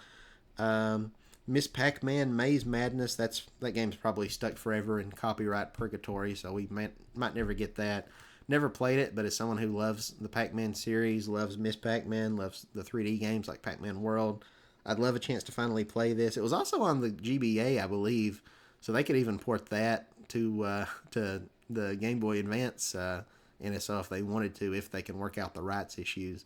Same with actually the first Pac-Man World game. They remade that, with Pac-Man World Repack, but it was on the Nintendo 64 and GBA, so if they wanted to port it to those, they could. I think this would be really fun. I got on here Animal Forest, which we talked about was Animal Crossing. I think it would be a neat novelty to have the OG Japanese version of that. But even more so, Mario Artist, which was a game exclusive to the Nintendo 64 disc drive that only came out in Japan, which was kind of like a Mario Paint sequel. And they had like several Mario Artist games, I think, that like do different things. One was like a movie maker, and one was for making like, I think, 3D models. I don't know what all they were, but I think it would be really, really cool if they put those on the NSO service so we could finally experience those games here in the States. Even if they don't translate it and it's just like the Japanese and you just have to kind of fiddle around to try to figure it out for yourself, I still think that'd be really awesome. Also, Goemon, I've never played these games. I played, what was that game? I think it's supposed to be kind of a spiritual successor to it. I've got a video of it on the channel of me fighting like the final boss, the Bakaru that came out a couple years ago on Switch. Um, I think it came to the West like a year ago, but it came out in Japan a couple years before that. It's like this 3D platformer beat 'em up that's like heavily focused on like Japanese themes, and you go to all these different like provinces in Japan. Like every territory there is like a different level, which I think is so cool. I love to see more games do that. I'd love to see like an America game that's like 50 levels and every level is a state, and there's a Texas level where you got to fight cowboys, and like they're, it could all be like super stereotypical. I'm from Kentucky. They could do a Kentucky level where there's like it's like it's about fried chicken. I think that would be awesome. A California level where it's like you're in Hollywood. I don't know, but anyway, I'm getting a little off topic here. But yeah, Goemon is a series I've always heard about, never played it. I think it got like a Mii costume in Smash Brothers, so clearly Nintendo hasn't forgotten about it, and whoever owns the rights to it, I don't know what company makes it or made it back in the day, but apparently doesn't have a problem with licensing it out for Nintendo for Smash Brothers cameos. So throw it on there. I'd love to actually finally play that for myself. I'm a little confused. I see that I've wrote Custom Robo down on the GameCube one and on the Nintendo 64 one. So I don't know if both systems had a Custom Robo game or if I made a mistake there. It doesn't have like a subtitle like if the GameCube one was Custom Robo 2 or 3 or whatever. They both just say Custom Robo, so I might have made a boo-boo there. I don't know. But whichever system Custom Robo is on. Then there's like some Tetris games. There's like Tetris 64 and Tetris Sphere, which are really kind of obscure. I think one of them's kind of like one of them's like a sphere that you rotate that's like really weird, and I think the other one's maybe like a top-down sort of thing where the tetraminos are falling, but it's like you're looking down at it. It's very weird. I don't know if these games are great, but it'd just be kind of an interesting novelty to have. They've already got other Tetris games on Switch Online, like in the Game Boy and the NES app, so put it on there. Snowboard Kids, I don't know much about this, but I've heard good things about it. Kind of a cartoony, snowboardy game, so I don't know. I've heard it's fun. I'd like to try it. Doshin the Giant, we already talked about that with GameCube. Either which platform they'd want to put it on or both. That'd be cool. Preferably the GameCube version because that one's actually translated into English, and I don't, if they put the Japanese one on there, I probably won't be able to understand it. But Mischief Makers, I've never played this game. I think it's like a 2D platformer. Maybe has shooting kind of like Mega Man, but I'm not 100% sure about that. But I think that could be kind of a cool game. Weren't a lot of 2D platformers in the N64 era. There was like Klonoa and like Yoshi's Story and Kirby 64. Not a whole lot else, but that would be kind of a cool one to have. Again, I've never played it, but I'd like to. I feel like that's one of those games that like is like a valued like collector's item that goes for like really expensive prices. So to make that more accessible would be pretty cool. And then you've got Rocket Robot on Wheels, which I don't know if this is a very good game or not, but it's another 3D platformer which I love, and it's kind of an obscure one. I love niche 3D platformers, man.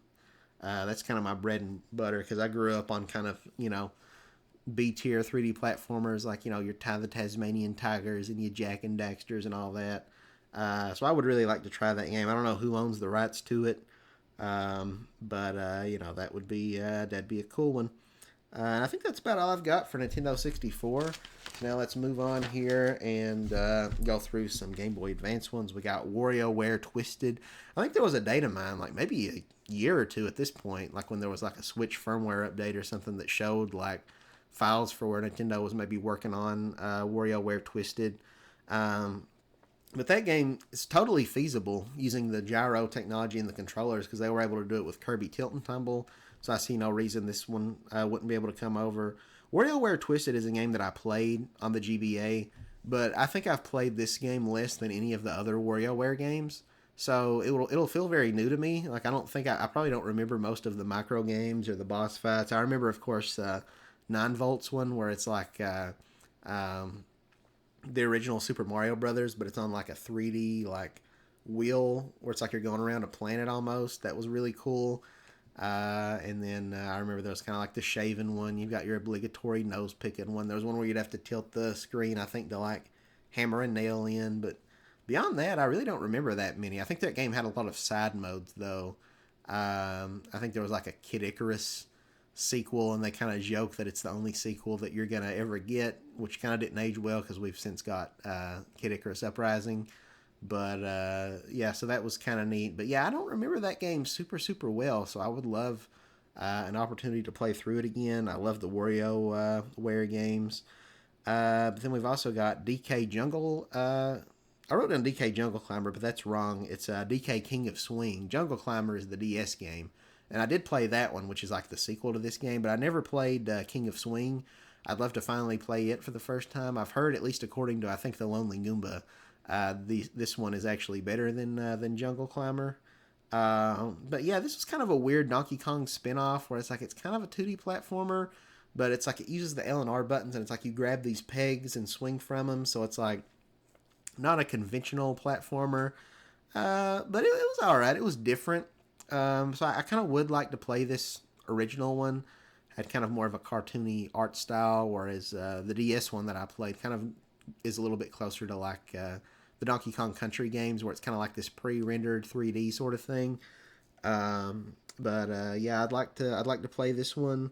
'Cause, again, I've never played it before. I've also got down on here Mario Party Advance. That's a game that I don't know if a lot of people really like that game. It's really not Mario Party in your conventional sense. It kind of is the antithesis of everything Mario Party stands for, because it's mainly like a single player game.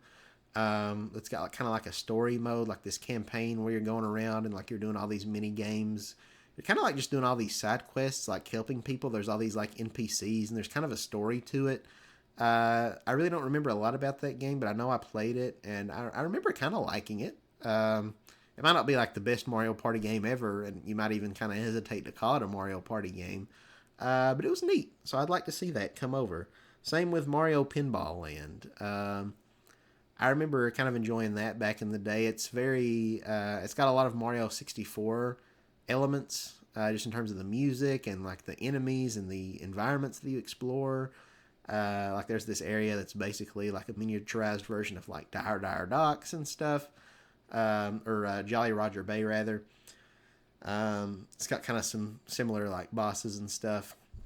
It's a very short game. There's not a whole lot to it, and like I don't remember it being like super frustrating. But I saw somebody talk about it recently who was just like raging about that game.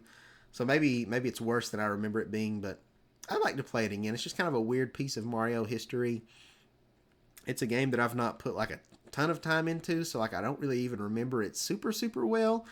But I think it would be kind of a fun one to revisit. So throw it on there. That'd be cool. Mario Tennis Power Tour. This is a game I had as a kid, and it might have been my first Mario Tennis game, but I think I actually lost this one. So I've not played it in a very long time, and only kind of have vague memories of it. So I would love to actually properly play this game. I never played Mario Golf Advance Tour. I just didn't have that one.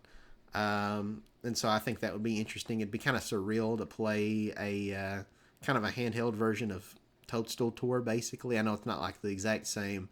But yeah, I just think at the very least for the novelty, I'd love to check those games out. And like I never really played like the RPG single player mode for, well, obviously not for the golf game because I didn't have that Mario Golf. But for Mario Tennis, I didn't, because as a kid I was just like, "What's this? I don't want to play it. Who are these characters? I want to see Mario and Luigi. I don't care about these random anime looking NPCs." But as an adult, I kind of want to go back and experience that because I know a lot of people love it.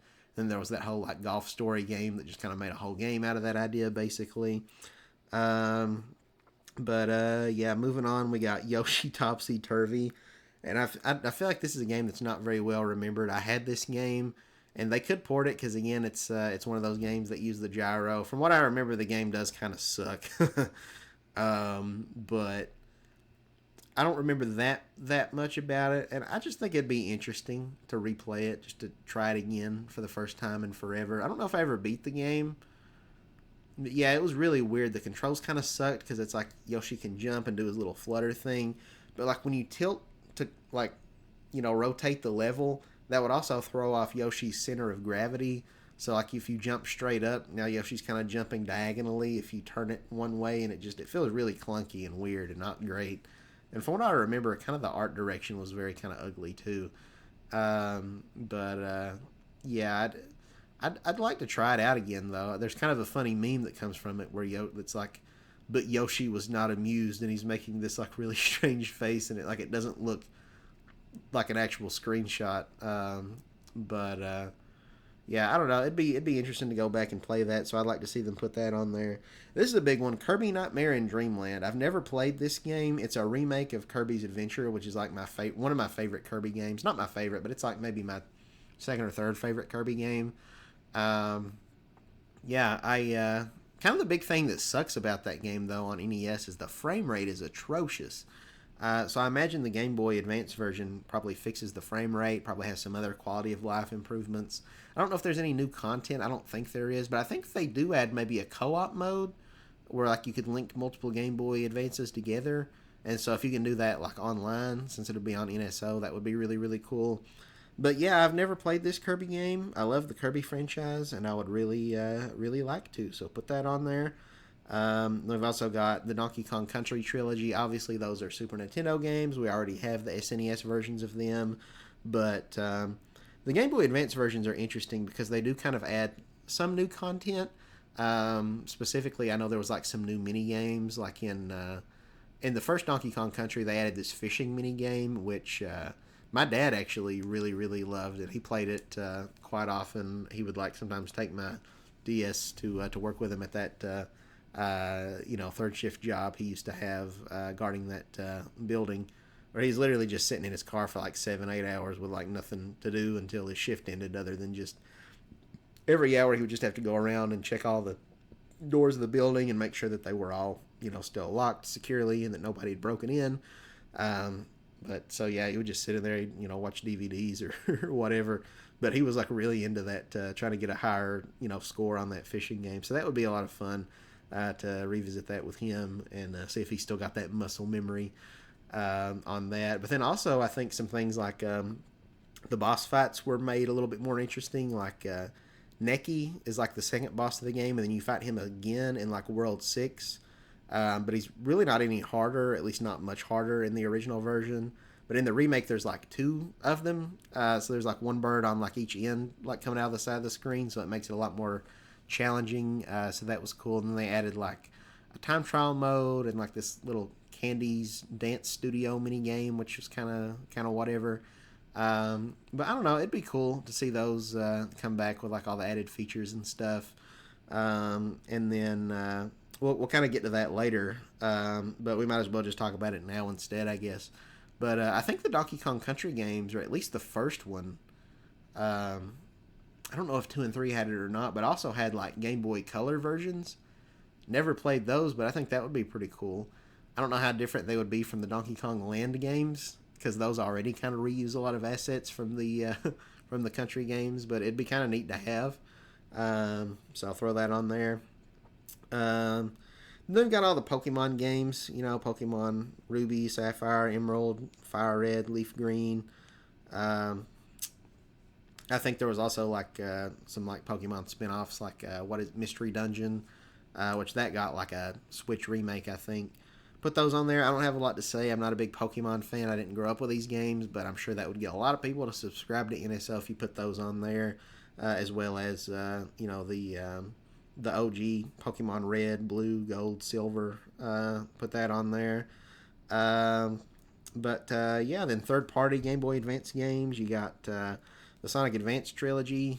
I don't know if that'd come or not. Maybe Sega's got bigger plans, but they already have the Genesis thing on the whole app dedicated to Sega Genesis games. So maybe Sega would be willing to just put Advance 1, 2, and 3 on there. Also, the Crash Bandicoot games. Again, I'm a big Crash fan, so like Crash Huge Adventure. I had that game. From what I remember, it wasn't bad. I think it was actually made by Vicarious Visions, who would later go on to do the Insane Trilogy, which I adored. It felt like Crash. It was all 2D, so it was just like the side-scrolling sections of Crash and not any like 3D stuff, really. But it was pretty cool from what I remember. I don't remember a ton about it, but I'd like to go back and play it again. and then the sequel, Crash 2 in Trance. I don't think I ever played that one. Kind of weird that they called it Crash 2 because it's not. There was a Crash 2 that came out way before that, but whatever. Then there was also like Crash Purple and Spyro Orange. Those games kind of sucked, from my understanding. I had one. I think it was maybe the Spyro. I don't remember which one I had, but from what little I played, it wasn't very great. Same with like the Spyro games. There was like Spyro Season of Ice and Flame, and then I also wrote down Spyro Attack of the Rhinox. I'm not even sure what that game is, to be honest. But it'd be neat to check them out. It'd be a neat novelty as someone who really loves Spyro and Crash Bandicoot to have those games on there. Same with Banjo Grunty's Revenge. It's kind of like a top-down Banjo game. It has to be, kind of, because it's on the Game Boy Advance. But it's got a lot of the trappings of like a 3D platformer collectathon, I think. I've never played it. But it seems really interesting. I'd really like to play it. I've also put down Drill Dozer. I don't know anything about that game. I think it got ported maybe to like the Wii U Virtual Console, so it's probably doable. I don't know who owns it really, but I imagine it wouldn't be that hard to get the rights to do it. Then the last game I got on here is Mother 3, which technically is on the Japanese version. But I think, a proper English localization would be really, really cool. I don't know if Nintendo will ever do it, because I guess that game's kind of, for one thing, it's got, I guess, some controversial themes and elements that would need to be reworked. There's some stuff in there where it's kind of stereotypical, I guess, maybe kind of making fun of like cross-dressers or gay people or something. I'm not 100% sure. So they might need to rework some of that. And I think there's one character that's basically like a blackface stereotype. So maybe instead they go the remake route. But I know there's a lot of demand for to have that game. But I think Nintendo wants to avoid any controversy, so maybe a remake that kind of changes some of the content's the way to go. But we'll see exactly what happens with that. But moving on to the OG Game Boy, we already talked about a couple, so we won't touch on them again. The Pokemon games, and then also Donkey Kong Country. We got Wario Land 1 and 2. How do we not have those yet? We only just recently got 4, which was really cool to finally get it. But like they launched the Game Boy Advance service back in, was it 2021, I think? Or no, maybe that's when Nintendo 64 came to it. Maybe it was 2022 or 3, actually. It might have been, I don't know. But it's been a while. And, they launched it with Wario Land 3, which I don't understand why you start with 3 and not have 1 and 2, but we're still waiting. So please, Nintendo, hurry up and get those two games on there. I played them on the 3DS Virtual Console, but it's been a long time, so I really don't even remember them super well. That was back in like 2012 or something. So throw them on there. I'd love to replay them. They'll basically feel like new games to me. It's been so long at this point. They've also got Kirby Pinball Land, which is just a Kirby pinball game. And then Kirby Star Stacker, which is kind of a Kirby clone of like Breakout. Not a whole lot to say about those. I know I had them on 3DS Virtual Console. They're kind of whatever. But, it's another first-party Game Boy game that we don't have yet on the service. But then we've also got Kid Icarus, Myths and Monsters. I don't know if this game is that good or not, but, it's another first-party Nintendo game that we just don't have on there. So put that on there. Super Mario Brothers Deluxe. This is kind of a remake of the original Super Mario Brothers on the NES, but it adds like all these like challenges. There's kind of like a mission mode sort of thing, and then there's like hidden Yoshi eggs you got to find in the levels, and like red coins, and there's like this whole You versus Boo mode that I think has like a multiplayer version that could be kind of cool to play with people online or like local wirelessly, because back in the day, of course, you had to have like the Game Boy link cable or whatever. I've never played this version of the original Super Mario Brothers.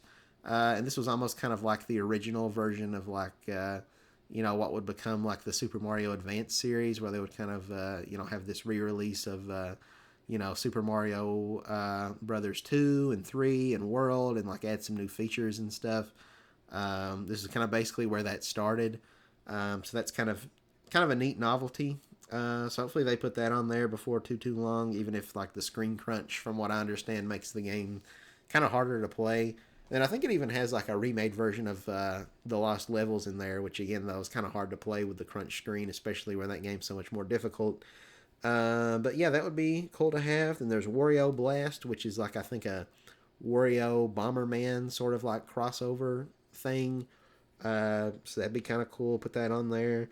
And then the last one I've got, well, actually, there's one more after this, but the last first party one, The Frog for Whom the Bell Tolls, which I believe is Japanese exclusive. But from what I've seen on it, it's pretty cool. I think in some ways it's maybe kind of like a Zelda clone. Um, it's referenced in Link's Awakening. I think those games are maybe made in the same engine, maybe even by the same like director. I'm not sure. But that would be kind of a cool one to have if they localized that into English because I don't think it ever came out in the West. John Cartwright did a video on it. I don't remember if that was when he was at Game Explain or at Nintendo Life or at Good Vibes Gaming. That guy gets around. But yeah, I would like to play that game for myself. And then lastly, I wrote down Rayman because that game, the first Rayman game, it was on the PlayStation 1. It skipped the Nintendo 64. The Nintendo 64 wouldn't get it until Rayman 2. But there was a Game Boy version, which I did have on my 3DS, on the like 3DS Virtual Console. I downloaded it. I didn't get very far into it. I didn't like it very much, but I'd give it another chance if they threw it on, the Game Boy Switch Online. So yeah. But that's pretty much it for Game Boy. Now, real quick, we're getting close to wrapping up. We got Super Nintendo and we got NES. So let's get into it. Starting with Mario Paint. Actually, we'll do both these games at the same time. Mario Paint and Mario and Wario.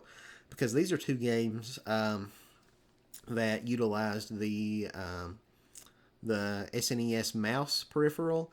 And so these are games that maybe they would want to like not put on the Switch 1 Virtual Console or on the NES Online app, but maybe put them on Switch 2 because where that will have mouse controls. Like they've got to at this point, right? Like if you can use your controller as a mouse, I feel like there's no excuse at this point to not put those games on Virtual Console. People especially, I think, want, not Virtual Console, but but people I think especially would want Mario Paint, even though in retrospect, I feel like it's really there's much better painting application alternatives out there.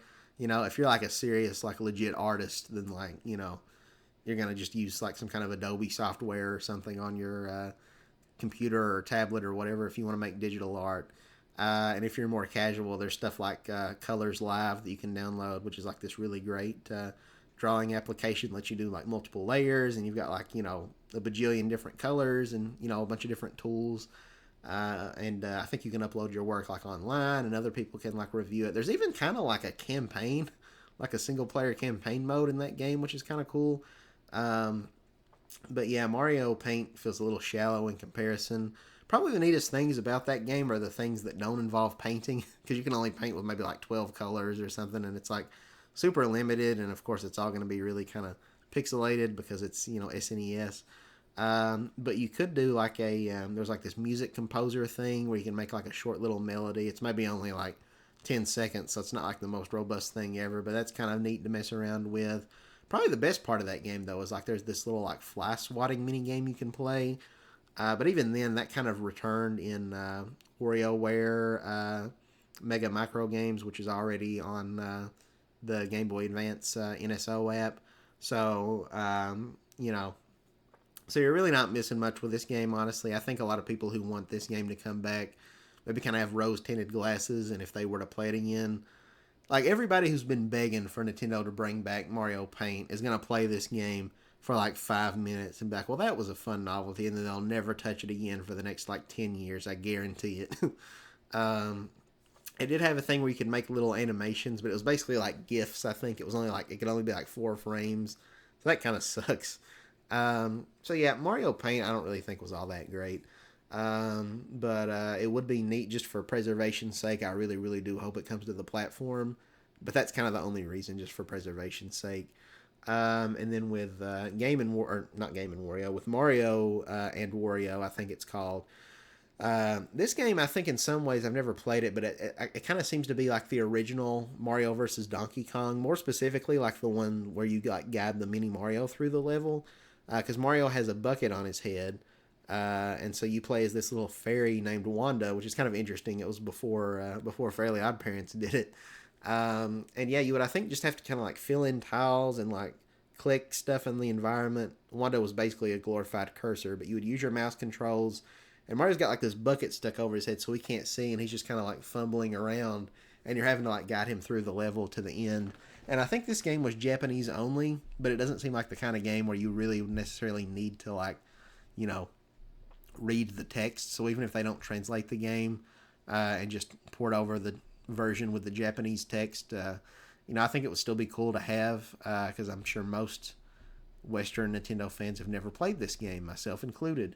So I think that would be really cool. And then also we have Yoshi Safari. And this is kind of an interesting one because this one is kind of like a first-person shooter. It's kind of like an on-rail shooter, but I think it used like a Super Nintendo peripheral that was like a scope you look through. It might have been called like the Super Scope. Um, and yeah, so I don't know. They could probably make it work either with mouse controls or with like pointer controls or something. But I don't know. Just for the purpose of preservation, this is another game I've never played. I don't know very much at all about it. It's got the Koopalings in it. Any game that's got the Koopalings in it, that kind of piques my interest. I guess going off of that, I should have put like friggin' the educational games that weren't actually made by Nintendo, like Mario's Time Machine and Mario's Missing on there. Because that would be really surreal to play. Just these games that reuse a lot of like Super Mario World assets, and even had an NES version. So it's really weird seeing like the Super Mario World sprites, but like downgraded to like an NES with like a more limited color palette, and it's got like the Koopalings and all that. I'd love to actually experience those games because I've never played them. I might not finish them. From what I understand, they kind of suck. But yeah, I don't think Nintendo probably has an interest in re-releasing those edutainment games. But I think it would be really, really cool if they did, though. Um, I guess I could have also put on these lists. I didn't, but like some of the games that have already been remade on Switch, but we haven't got the original versions. So Super Mario RPG, Legend of the Seven Stars. I didn't put this one on the list. I probably should have. Hopefully, we still get it eventually. Same with Mario versus Donkey Kong um, on the Game Boy Advance, and even another Game Boy Advance game, the Advance Wars games. Maybe we'll never get those where they already have, a remake that's, I guess, the definitive version. I don't know how much you really still need to play the original versions. But I don't know. I think it would still be cool to have, just for people who are nostalgic for those original versions and just those old graphics and the old, MIDI sound effects and stuff. I think that'd be cool.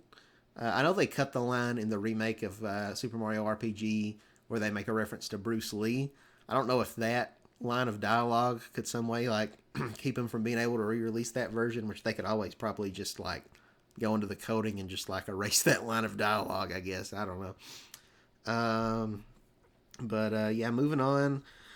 We've got the Satellaview games, which is another one of those things like the Nintendo 64 disk drive that I think, we never got to experience in the West because it was a Japanese only thing where it was basically like, it was very ahead of its time.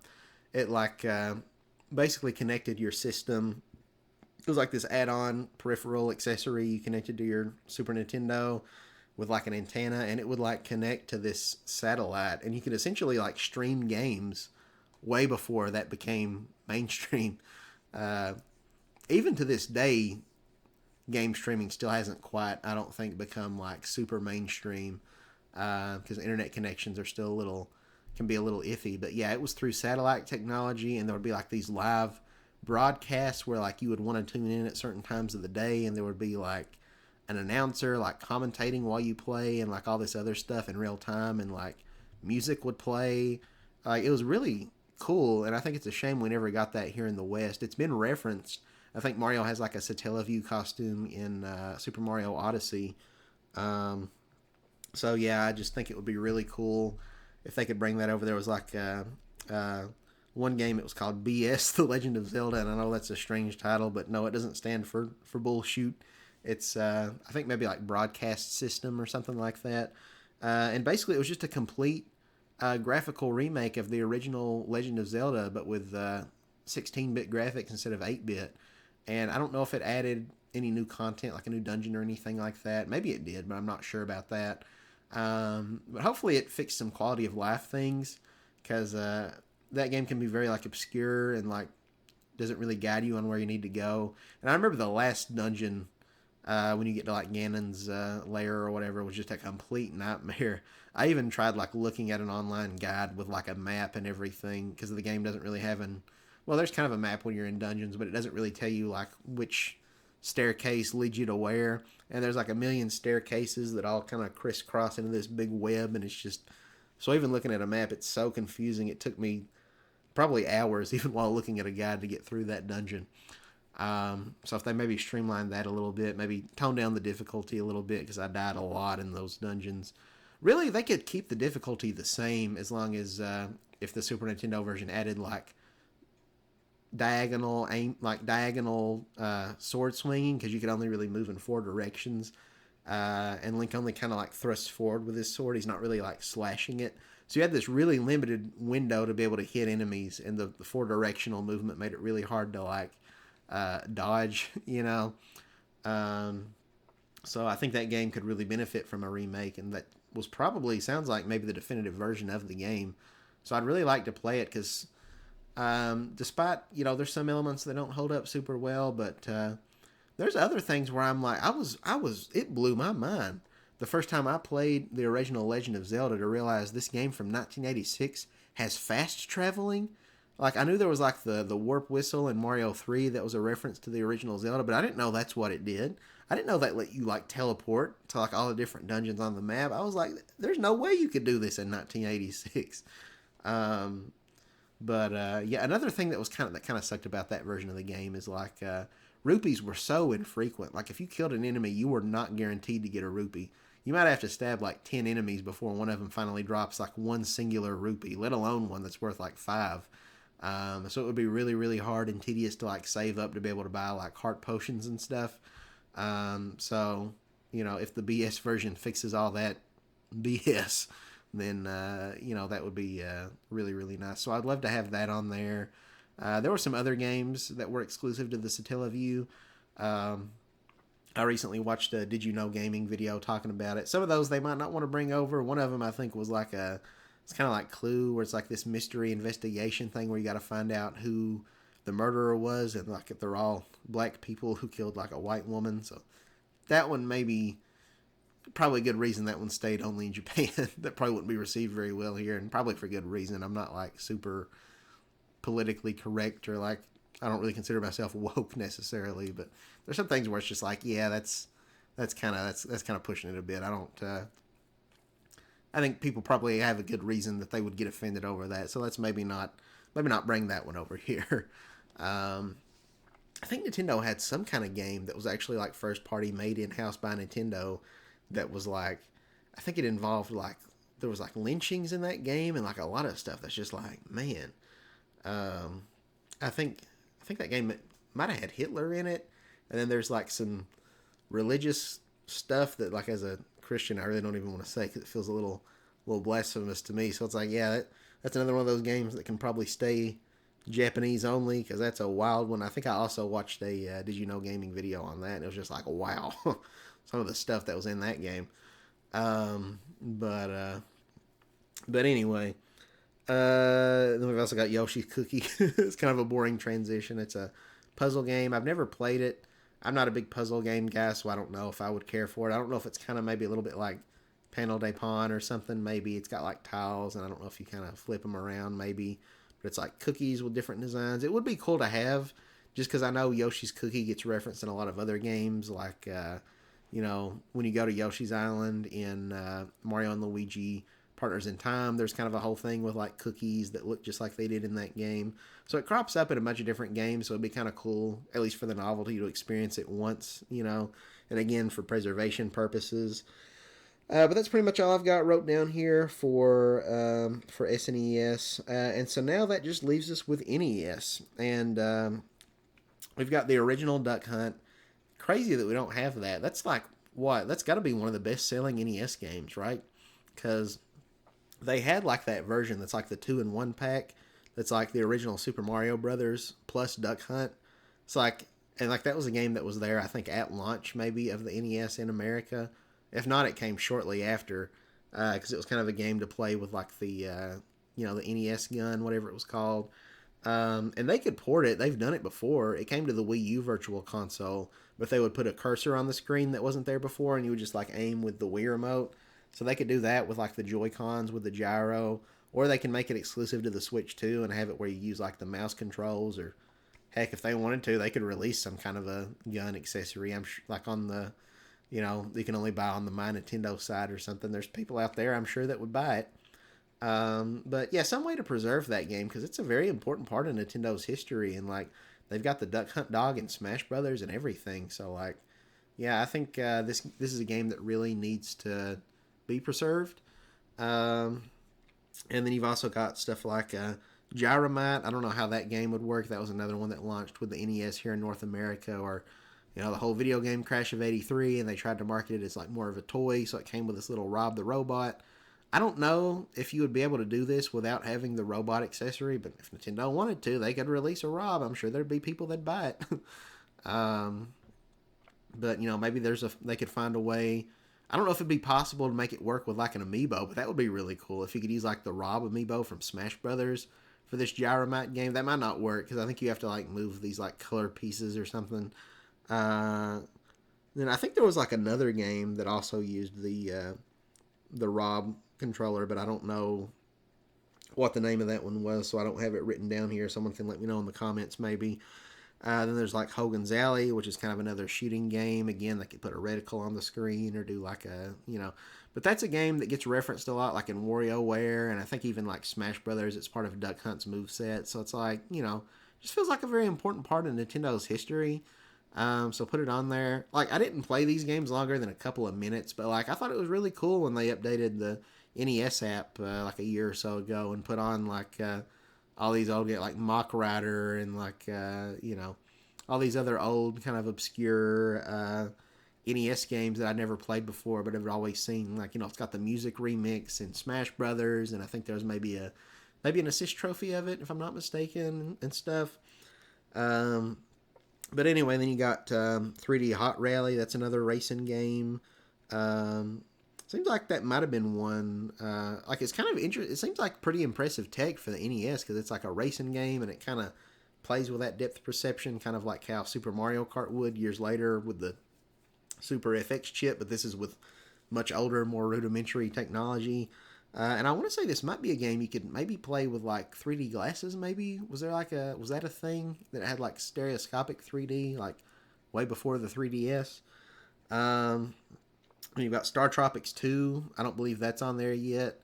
The first Star Tropics I know has its fans. Like I probably wouldn't even know about that game if not for like She Says from Boundary Break, and then also like Nitro Red.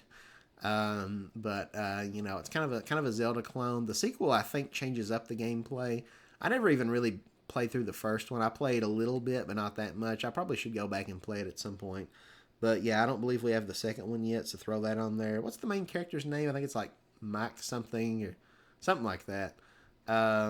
It was like a Japanese-made game, but I think they made it to try to appeal to Western audiences, which is kind of interesting. But yeah, I think that would be a cool game. I know it's got like aliens, and it's like you're looking for your grandpa or your dad or something, and there's this thing where it's like you have to soak the instruction manual the game tells you, and then like you decode the secret message, but you don't know anything about it till you get to that point of the game. So that's really cool. But then you got on this list here, we've got. I don't think I wrote this one down, but I don't think. What's that 2D punching game? Urban Champion. I don't think that's on there yet. I know a lot of people hate Urban Champion, but I mean it's a first party Nintendo game, so put it on there. I think just for historical purposes, that'd be cool to have. And then third party wise, I've only wrote down a couple games here. We got Tecmo Bowl. Excuse me, Tecmo Bowl. That's one that like I'm not super into like football games, but I feel like that's like a very popular one that people fondly remember from the NES. I remember I had a school teacher who like brought it to class one time at like the end of the year, kind of like before school lets out. How like the last couple weeks maybe there'll be some days where it's like after testing and stuff where you're just kind of chilling and kind of doing whatever in class. And I think he hooked up like his NES to like the smart board projector, and so people were playing that. So that was pretty cool. But Yeah, I think that would be kind of a neat one to bring back. And also DuckTales, even if they don't put that on the NSO app, people love that game. Consider it one of the best NES games. I've never played it myself. People love the soundtrack and like the Moon Song. I'll be honest, I've listened to the Moon Song. I'm not that impressed with it, just me personally. But yeah, I'd love to play that game. They did a remake of it that was on like the Wii U and stuff, but I think it's been like delisted from every platform. It might still be on Steam, maybe, but otherwise you can't get it. Like it's not on like the eShop anymore. Well, which the Wii U eShop shut down, but you can't download it. I don't think on like PlayStation or Xbox or anything. I guess something happened with the rights. I don't know. Was that like a Capcom game or something? So I don't know. Like Disney, work out the rights on that and re-release it. Or they had like the Disney Afternoon Classics collection or whatever it was called of like those old NES ROMs with like added like rewind features and stuff on PlayStation. I think like PS4 and I guess maybe Xbox One. And it was kind of so shocking that it never came to Switch. That had like the OG version of DuckTales and it had like Chip and Dale and it had some third game. I don't remember what the third one was. But yeah, either port that version over, that collection, put it on the eShop, or put the original DuckTales on the NSO app, or particularly, I would really prefer, honestly, if they just put the remake on there, because that's the version I'd like to play. It looks really nice with like all the hand-drawn art and stuff, and it was fully voice acted, and I think they even got the original voice actor of Scrooge McDuck, like not too long before he passed, to do the voice lines. Yeah, a very iconic game where it's kind of like it's a 2D platformer, but Scrooge could like attack by like bouncing on his cane as like a pogo stick, and so many other games have borrowed from that idea. Like Shovel Knight, pretty much stole that idea. Same, even Nintendo. Nintendo loves coming up with their own ideas and not stealing other people's ideas, but they did for Cranky Kong in Donkey Kong Country Tropical Freeze. He does the exact same thing as Scrooge McDuck, where he bounces on his cane as a pogo stick. There's probably other games that do that too that I'm just not thinking of. So it was a very influential game, and I'd really love to be able to play it for myself finally, because I've never played that game. I always intended if I ever got a Steam Deck, that was going to be one of the games I would pick up, but I never have, and now that the Switch 2 is coming out, it's probably for the best. I feel like there's just less and less of a reason for me to get a Steam Deck. But that's one of the few games that's exclusive to Steam, that I don't otherwise have access to. So pretty please, figure out a way to get that on modern systems. Preferably the remake. I'd play it if it's the NES version, but I'd much rather play the remake. But yeah, that is my full list of every game that I would like to see come to Switch Online for the current platforms that we have. So again, we went through Game Boy, we went through Game Boy Advance and Game Boy Color, Super Nintendo, NES, Nintendo 64, the GameCube. I think that was it. Did I miss any? I said Game Boy Advance. Whatever. We went through all those. Of course, again, we didn't really touch on the Sega Genesis because I don't really have an affinity for any of those games. I don't know which ones are on there and which ones aren't, to be quite frank. And we also didn't talk today about potential future consoles, like what the library might be if they ever put Wii games on there, or DS games, or 3DS, or anything like that.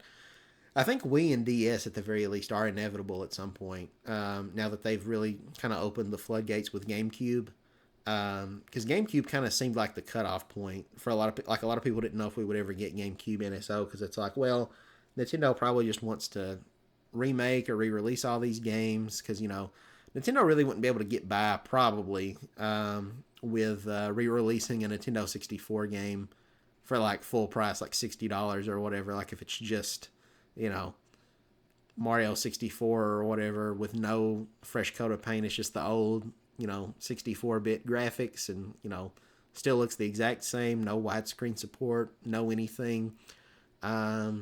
But they kind of can get by with that with GameCube games, like Pikmin 1 and 2 they re-released, and then they did full-on remakes for Thousand Year Door and Metroid Prime and a lot of other games, really just in the past couple of years. So it made it seem like, well, maybe Nintendo just wants to remake all these GameCube games, so they're not going to give us a GameCube NSO where they just port like the ROMs to these original games. But they're doing it now. So that really does open the floodgates where it's like, yeah, I feel like in a couple years, maybe, it might take a while, but I think during the Switch 2 life span, maybe 2 years from now, 2027, we get DS games. Then like 2029, 2 years after that, we get Wii games on there. Uh, Hopefully it'll be sooner than that, but Nintendo really likes to drip feed these things and dole them out very very slowly over time. So we'll see exactly what happens, but I think we will get those platforms eventually. Maybe not. I don't know about like 3DS and like Wii U because they've really already ported over most of the notable Wii U games. And then 3DS wise, that's kind of become the new GameCube, where it's like they're porting a bunch of 3DS games. It seems like they did Luigi's Mansion. Well, really, I guess they've only done like Luigi's Mansion, and then Donkey Kong Country Returns is kind of a 3DS, but also a Wii game. And then several years ago they did what was it, the Mii game?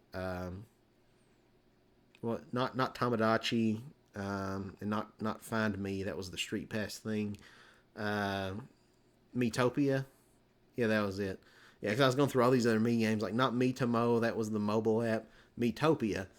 So hopefully they'll keep on doing that, remaking, Kid Icarus Uprising and Link Between Worlds and, a lot of the other prolific 3DS games. So I don't know if that one will ever get like a virtual console type service on NSO. If they do, it won't be until several years later once they've ported over all the ones they want to port. And like we would have to get DS before that.